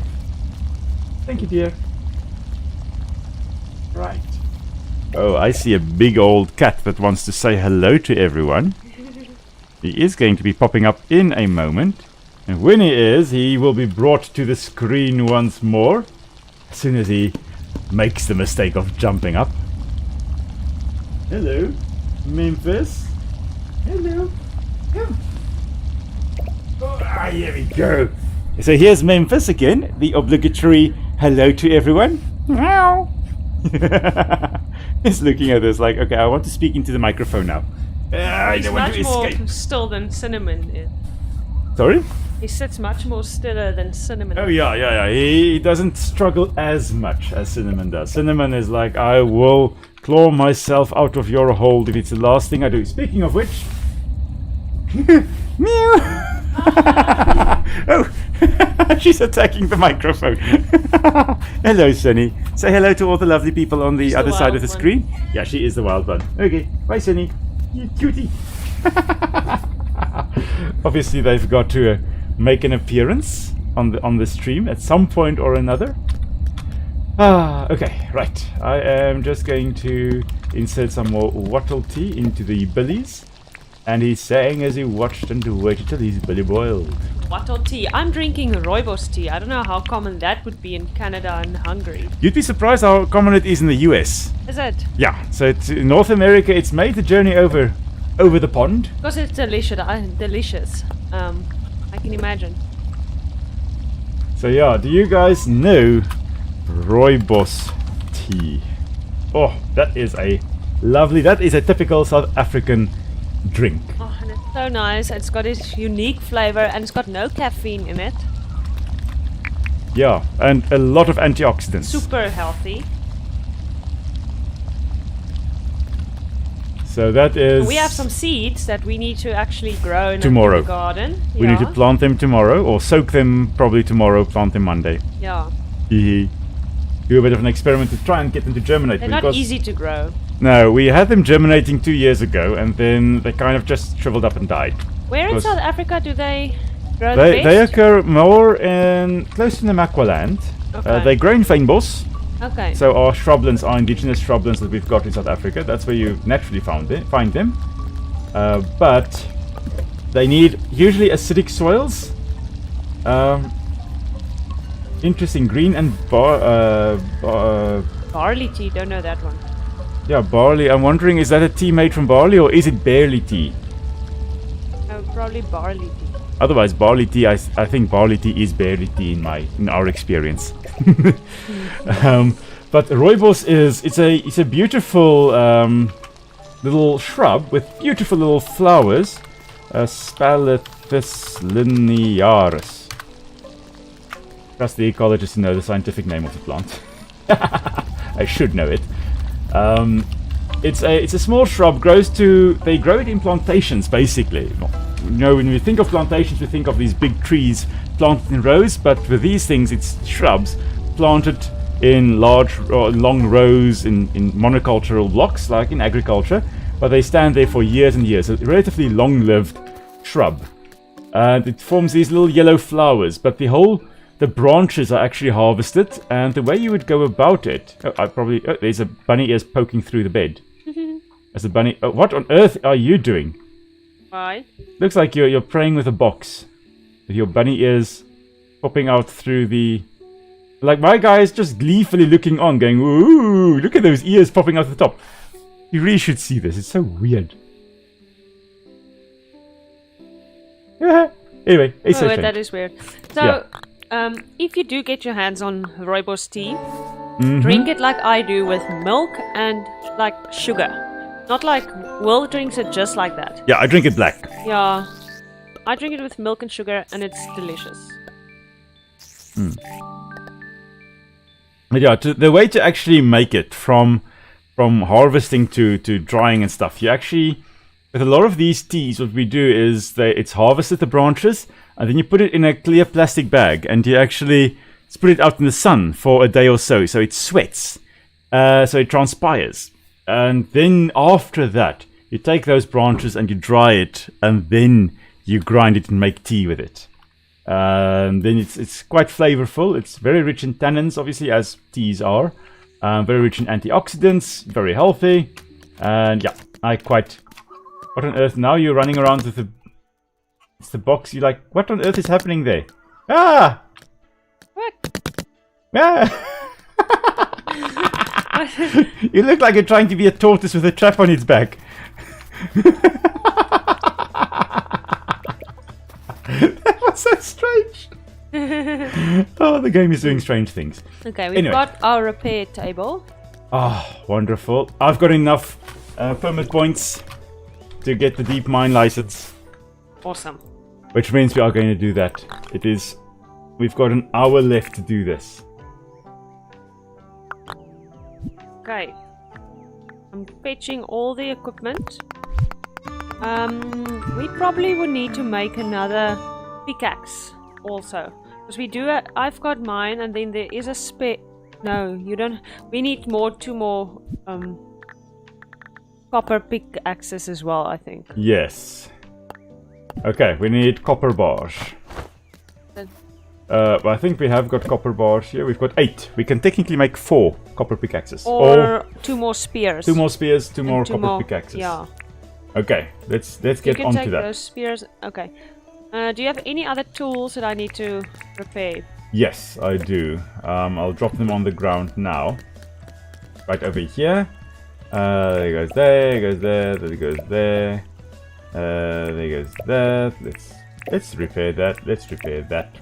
Where's your copper spear? It's quite full, but there we go. Oh, but your normal spear, aren't you going to turn that into a copper and then it's going to be full? It doesn't use the normal normal spear. It just uses copper bar, 2 copper bars, and palm wood plank. We've got those and those. Okay, and then we need a normal pickaxe and another normal pickaxe. So I can repair these, eh?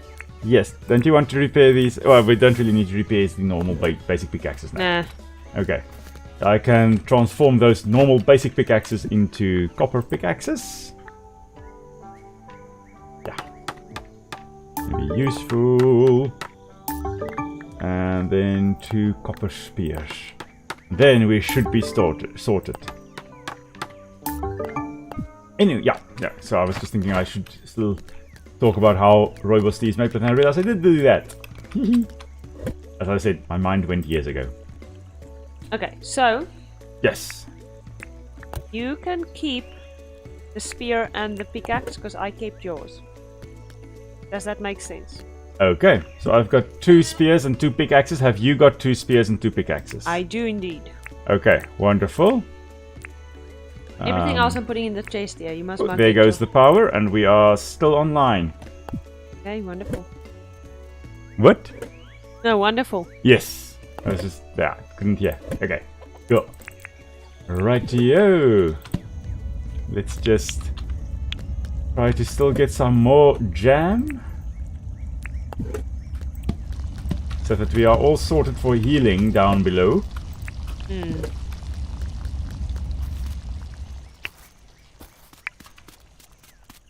Okay. There we go. We've got Pauline and we've got Hans over here. Remember your torch as well, no? Yeah, I've got the 2 there, but yeah, we'll take them down with us. I have 1. Have you got 1? Okay, well we first need to go build the deep mine, eh? Oh yeah. I was ready to go down. Oh, do I need to still... Oh, it's a deed. That's what we need. Okay. You need to talk to the... Oh, wait. Okay, hopefully you can actually talk to Fletch and get her to get the deed for the deep mine. Let's see. Otherwise, I've just wasted 3,500 points. Oh dear. Oh no, I can't. There's only house deeds. Oh no. Oh no. Okay. And that's how much I only have 1,000. Oh man. Okay, so we won't be doing the deep mine today, I'm afraid. Should have checked that first. And I probably need the mining level 2. Yes. Okay. We were so ready. We were so ready. Okay, well now we're ready for next time. Okay. I'm just double checking that I don't accidentally have the ability to build it, but no, I do not. Okay, so next time we are going to go down into the mines. Man. Okay, so that's something to look forward to. So that'll be in 2 weeks though. Yes. Because next week, Nick's not here. Tin sheet, I'll give him... Yeah, let's give Johnny Boy a tin sheet. You can hand in the quest at John. He wants a tin sheet, dear. Ah. And he'll give you 3 tin bars. So as I was saying, Nick's not here next week, which means that it will just be me. And I am still considering what we will be playing next week. So I am going to, most likely, on Monday, put up a poll to determine what you guys think we should be playing next week, Saturday, during the live stream. And then, there we go, request completed by Nick. And then that's what we will be playing next week during the live stream. And then 2 weeks from now, we will, or the game that gets the most votes, that of course will then be the live stream next week. And then the week thereafter, Nick will be back. And then we will be playing Dinkum again during the live stream. Okay, so it's not just Nic the Beast going on rampages. This dingo has also been killing a whole bunch of things over here. Yeah, you see. Yes. I still haven't... I've not confirmed that it was me anyway. You also haven't officially denied that it was you. Silence is an answer. Alright. I think I'm gonna start mining some of the bigger rocks. So that we can get some more ore and hopefully some iron ore as well. Yes, like those 2 lying over there. 3, not 2. I'm actually going to water the plants for a change. I've got the watering can. Oh, you've also got a watering can. I have one, yeah. Okay, nice. I've got the quest to, or daily quest to mine some stone. That's going to be good. That's done.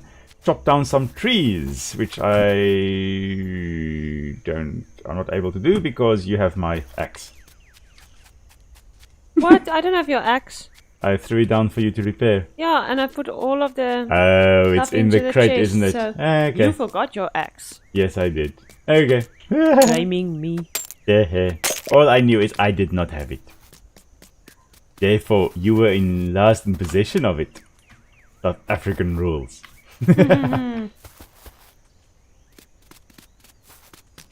Okay. I really like the addition of the frillies in the game here. They're quite cool creatures. I would love to see a frilled lizard in real life. Of course, don't shoot lightning like these guys do. But they do really resemble the patterning here really great. You can see the developer really he knows what these animals look like. I mean, as far as I recall, he is Australian, so he should know what a frilly looks like, a frilled lizard. And the idea is, oh my word, I just realized that as you bend down, I mean, look at that. The lizard is actually blurred in the foreground. I never realized you have depth of field here. But as we look at it like this, he's in focus, but as I bend down, well, maybe not there, but anyway, as I bend down, he is more in the foreground and it's really blurred. Anyway, that's cool. But the frilled lizard there, of course, the moment it feels threatened, would open its mouth and then also put out the frill along the side of its head. And then, of course, it looks bigger and more intimidating if it feels threatened. That is one of its first lines of defense. And then, of course, it is a very quick runner. And especially on 2 legs, on its hind legs, it will be able to run away from danger quite quickly. Which is, quite cool. Quite cool, and a good strategy to use. Intimidate the thing attacking you and then run away quickly. So that it doesn't have a chance to actually catch you. So yeah, that's cool. Don't raise the ire of the beast. I do agree. I should probably stop poking that bear. Yes, I'm looking for my axe. We've got some watermelons to harvest. We've actually had that for a few days, as well as beans. I just kind of forgot. Okay. I am That's useless probably like that. because all of the beans have got like a health bar. Oh, we really should be harvesting them, I guess. Yeah, I was wondering why. Could be that. They're overripe? I don't know. And the watermelons is even further with the health bar. Oh my word. Yeah, that's interesting. That's very interesting. Okay, maybe it's because those are the fruits, and when they expire, the fruits expire as well, and then the next crop starts. Maybe.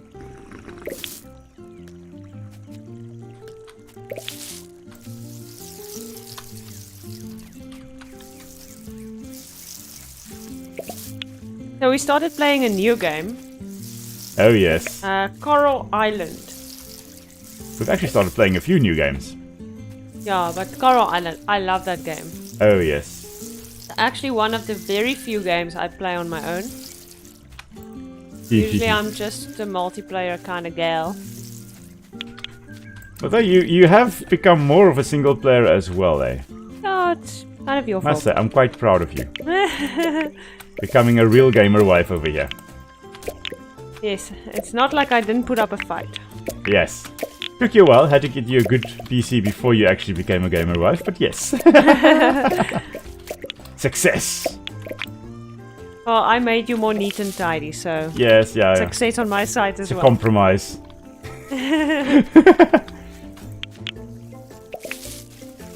Okay, I have harvested quite a few things.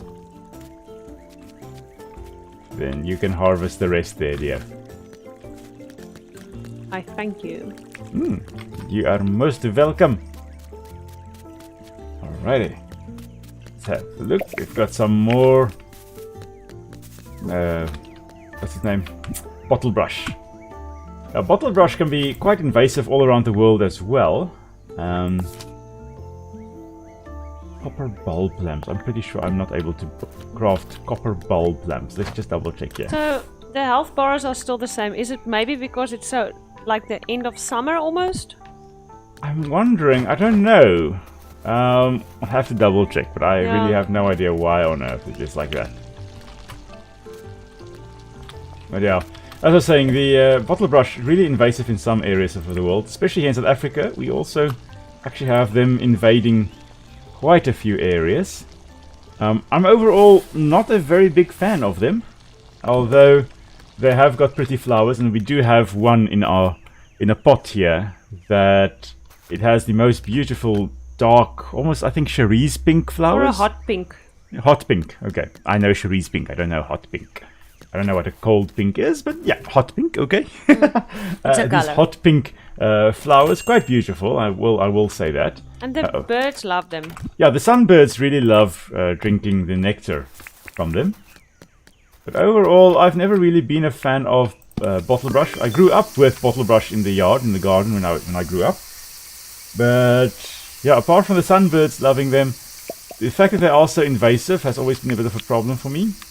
But thankfully, this one that we've got doesn't seem to be too invasive. The seeds are relatively localized. We can obviously get rid of them, prevent them from spreading further as much as possible.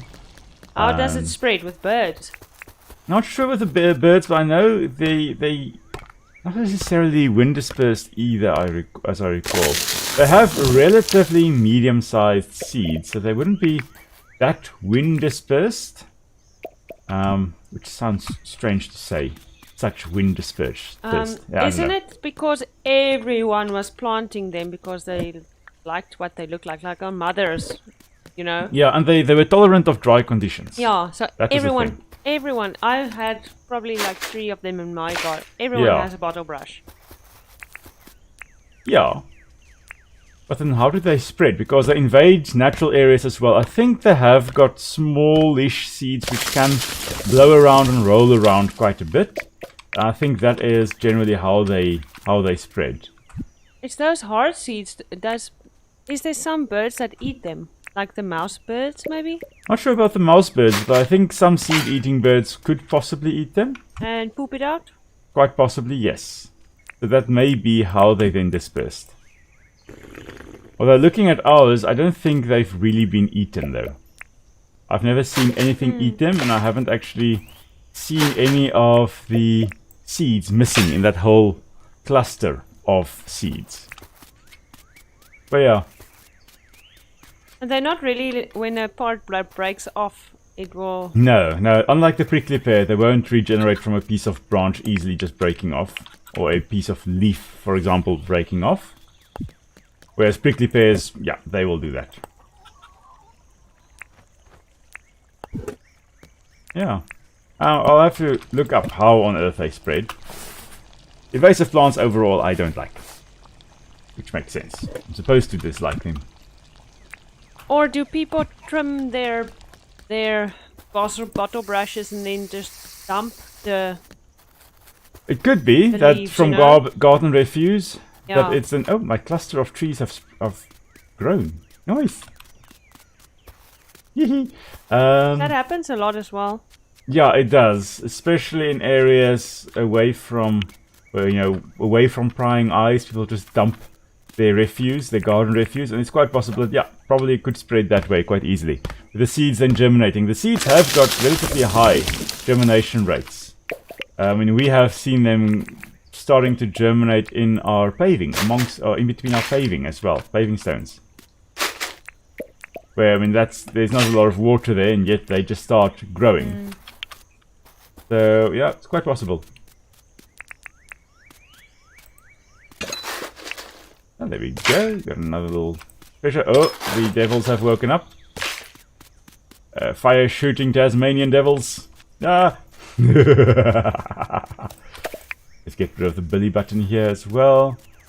The belly buttons here would be some kind of daisy species. I'm going to hazard a guess it's in the Cotula or genus, which are, we call them goose eyes.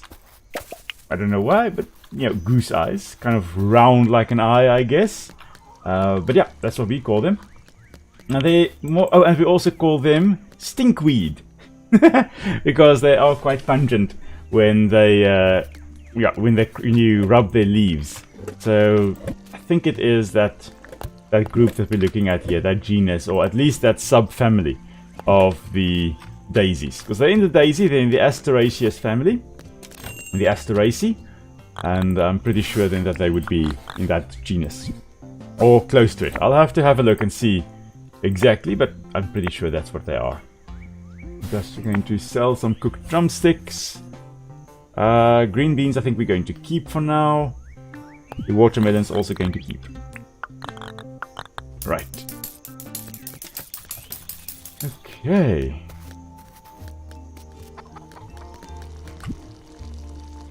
Might as well just saw some gumwood logs. Gumwood's really quite a nice color. I mean, look at that. It's beautiful. Yeah. Is the real one also? Oh yeah. Part of the coffee table I made years ago actually has gum in eucalyptus.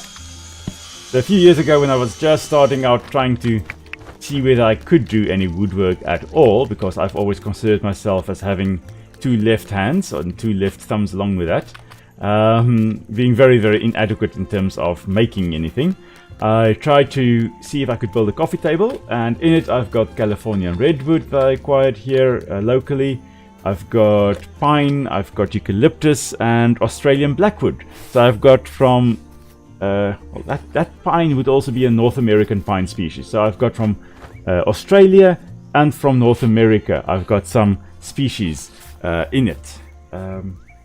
Yeah, so eucalyptus and blackwood from Australia, and pine tree and redwood from North America. Yeah, and that actually came out quite nice. Herringbone design coffee table, which was the first. I think that was the first thing I really built. That, and then the bookcase was the second thing after that.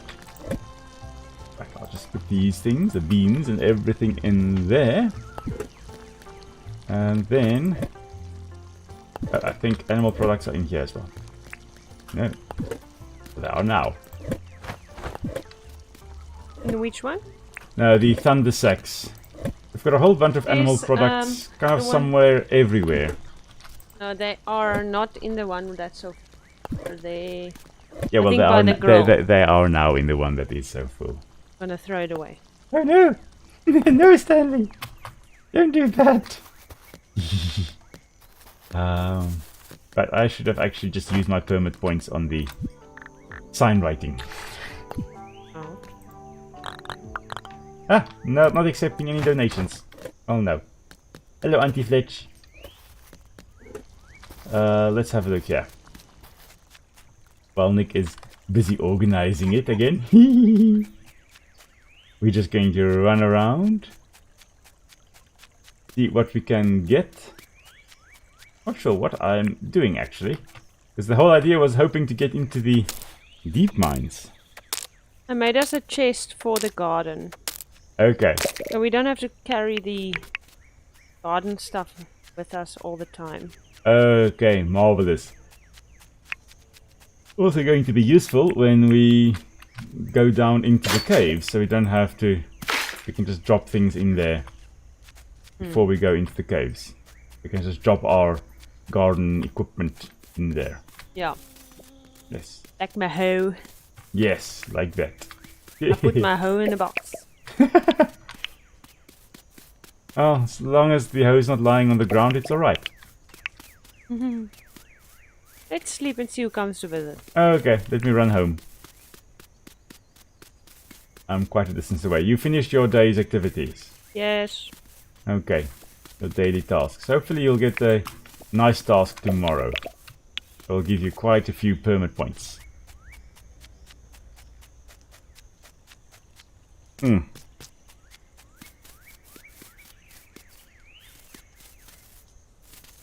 Right. I'm wondering, dear, whether we shouldn't, after this night's rest, one day, and then we'll call it a night. Yeah. Okay. Jumping on the bed, Arya. Love it. Yeah. Love the bunk bed. It is awesome. You're probably going to crush me by just jumping up and down on the bed and breaking it in the process. But that's alright. I'm as light as a feather. You are as light as a feather. Yes, you are. Right. Let's just get the check back here. There we go. And yeah, let's have a look here. See what we can do. Rain is visiting the island. I think she's gonna stay. I hope she is. I really hope she is. Move, John. Cook something at the cooking table. Why do they always want me to cook things at the cooking table? At least it gives me like 100 points. That's alright. Hello, Auntie Rain. She's got onions for sale. Okay. Oh, I don't think we're going to be really still in the season for onions after today. But anyway. Grow in summer and spring. No. Grow over 7 days. No, they're not going to make it. They're going to wither away by the time or when autumn rolls around. You want something to eat from me? She loves cooked bush limes, eh? No, that's Fletch. Oh. What does she I'm like? not actually sure what Rain likes. I'm not sure whether it's bananas. I think so. Didn't Owen like bananas? Yeah, I think Rain likes something ridiculous, but I'm gonna give her bananas anyway. Yeah. I'll cook it for her. She wants me to buy a pirate hat. It's as if she heard our conversation. She knows you. She does. Hello, Rain. Oh, who lives in a pineapple under the sea? The pirate are ready to walk the plank. Oh, I shall be walking the plank, me mateys. All I be needing is me cutlass. Okay, she And likes I are ready. likes it. Nice. Okay. I'm going to also ask her whether she wants to chat. How many hearts is she with you? Only 3/4. Ah, with me too. Damn. Sacrifices must be made to keep the beast amused. Yeah, the beast gets very bored very easily. Yes, so jumping up and down on the bed, potentially crushing hubby. Oh yes, that one. All in a day's work, eh? And worth it in the end. It's for the good of the colony. If it is for the good of the colony and for the good of the channel, I shall accept my life as tribute.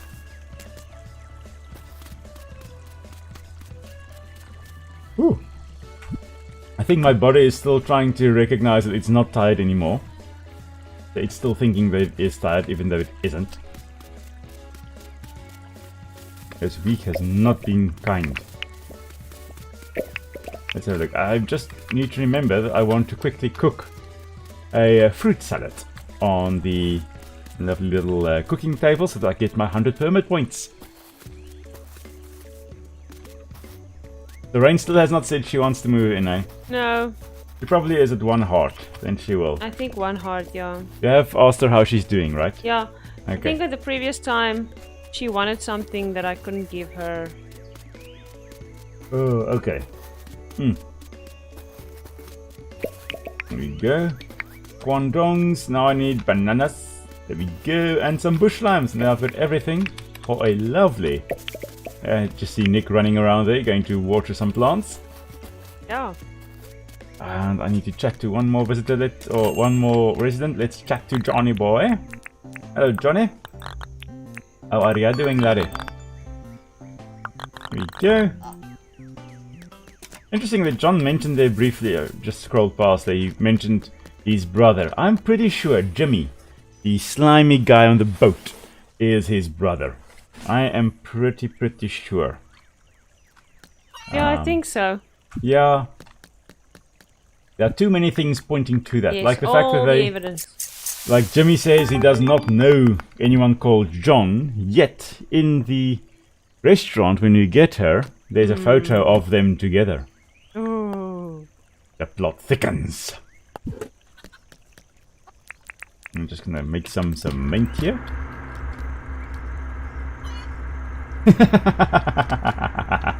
Hans says you're probably upset about all the dingo killings you heard about.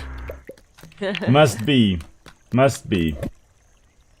I'm not sure who's more upset, Nick or the dingoes. I'm very upset. Shame, the poor dingoes. Uh-huh. So you say, hey lassie. The screams, the horrible screams. The little ouch, ouch. Shame.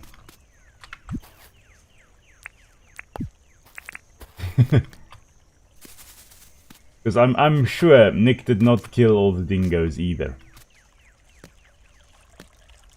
Definitely not. She will, yeah. Never mind. I don't know what I was going to say. My mind is exhausted. My mind is on holiday. Drink your coffee. Oh yes, I should do that. That's good advice, dear. Because my coffee cup is still full. I know what you sound like with your coffee shortage. Yes, eh? Lack of coffee. Life's only acceptable drug. Or socially acceptable drug. My word, I can't even English anymore.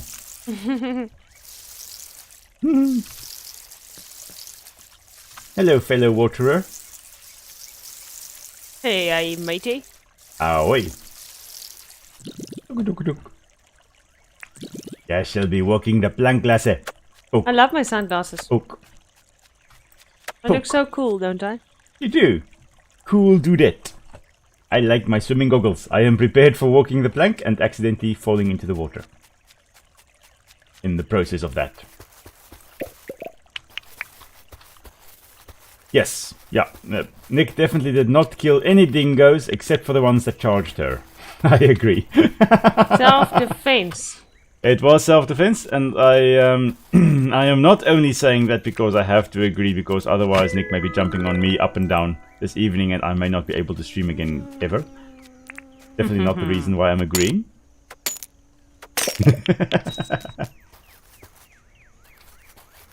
What was that sound? I thought I heard a high-pitched scream, although it may just be the insides of my ears making funny noises. There. Eee.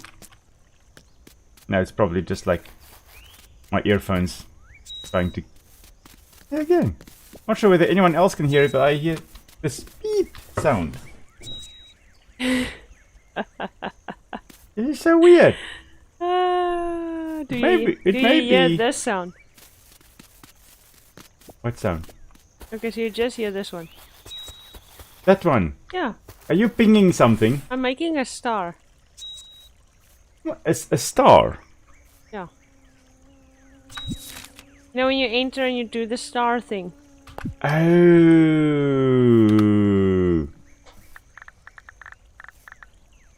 The star thing. No, which one's the star thing? Enter in the... Oh, that one. Okay. I was like, why am I hearing... I can also hear it when you do it. That's interesting. Yeah. I was like, why am I hearing this high-pitched pinging sound? Like, is it Dead Sally? But Dead Sally has forgotten how to whistle and it's just going ping, ping. Okay. Right, mystery solved. I thought I was going crazy for a bit there. I'm glad I'm not going crazy here. Just slightly crazy. I'm going slightly mad. You're sending someone a star or something. I don't know why we can hear each other's star. Yeah, I don't know either. I am going to buy the selfie stick. Oh, cool. Or the selfie from Theodore. That's going to be a nice little thing to also have. Right. How much is it for the camera tripod? 68. Ah, buy money. Tata my chance. Tata my money. I can give you some money. Or I can just wait and pay all the town debt. Oh, that. You can do that. The thing is, we don't have a UPS. Hans was wondering whether that ping sound was the UPS. I was like, yeah. I don't know when last we had a UPS. I had a UPS, but it was more useless than anything. To me, it sounds more like a microwave being done. Bing. You can take a little photo. Take a little photo of the dangerous pirate in the museum We can take for the one hostile together. takeover. Look at that. It's like, yeah, I'm getting ready to take over this museum.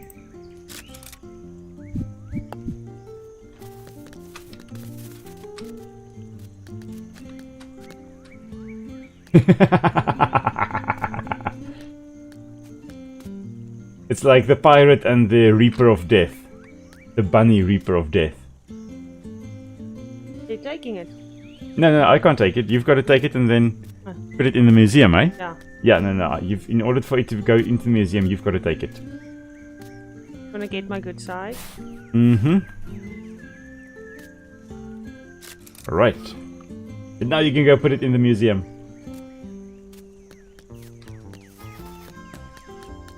That's going to be nice as a little addition up there. Okay. I want to cook some meat here. Drumsticks. What else have I got? I've got Spinifex stuff which I can dump in... nowhere. Because we don't have any of those furnaces anymore. Okay. We've got them in the box, but I'm not going to take them out of the box for this. Right. I guess that's it then. Okay. Off into... just drop everything into boxes where they belong. Nothing in that box. This box. It's a little of housekeeping before we end the day. Oh, so this is where the thunder sacks are now. Good to know. And drop things in here. Okay.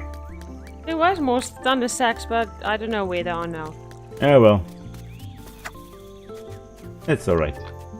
Have you got to clear some grasses for the day, dear? Yes. Okay. Right.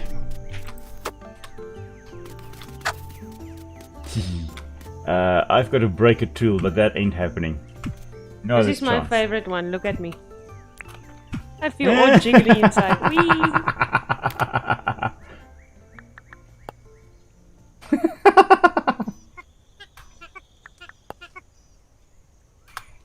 It's so fun.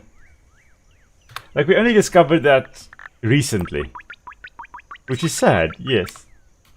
But now we Yeah. know, and it's like, oh my word. Yeah. I'm angry that I didn't know about this earlier. Well, at least we can do a little jig. And be happy about it. And if you're happier, you know it. Yep, your hands. Oh my word. Okay, right. Anyway, yeah, we can go on like this forever. Yeah, what do you still need to do for today, dear?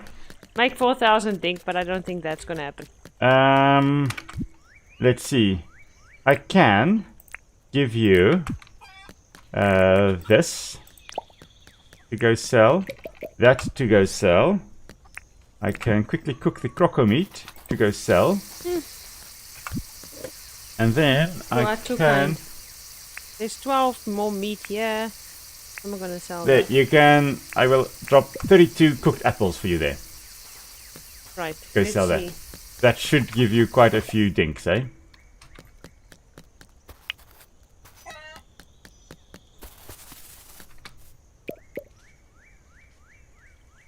That should help. Yeah. Just a few 27,000. I think it's all those bloody apples. Oh, marvelous. And was that it for the day? Yeah. Okay. I guess then you have done Rain's quest as well, eh? We must feed poor Hans and Yes, we must Pauline. feed Hans and Pauline, yes. So they also they've got their food for the day. No tasks for today. Okay, my task from Rain was to buy a pirate hat. Next week is going to be a pirate and a bunny go on an adventure. Well, 2 weeks from now. A pirate and a rainbow bunny go on an adventure. But I think that is probably where we're going to end it for tonight, hey dear? Probably. Okay. Well, it has indeed been a lot of fun, everybody. So, thank you once again for joining us on a little adventure. Hope you enjoyed it, and I hope you have a wonderful week further. So, do keep an eye on... Let me just get my little wavy as well. There we go. Do keep an eye on the week for the poll. It will probably be tomorrow or Monday. I'll get the poll out on which game you want to want for the live stream in next week. The week thereafter, of course, Nic will be back, and then we will be back in Dinkum, which is like, whoa. We're probably going to go down into the deep mines then. So until next time, everybody, stay safe, and we will see you all soon. Yeah, have a nice week, everyone. Have a wonderful week. Bye. Cheers, everyone.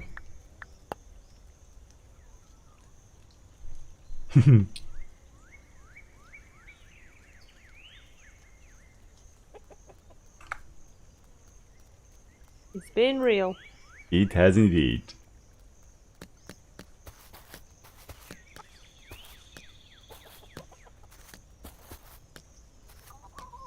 Okay.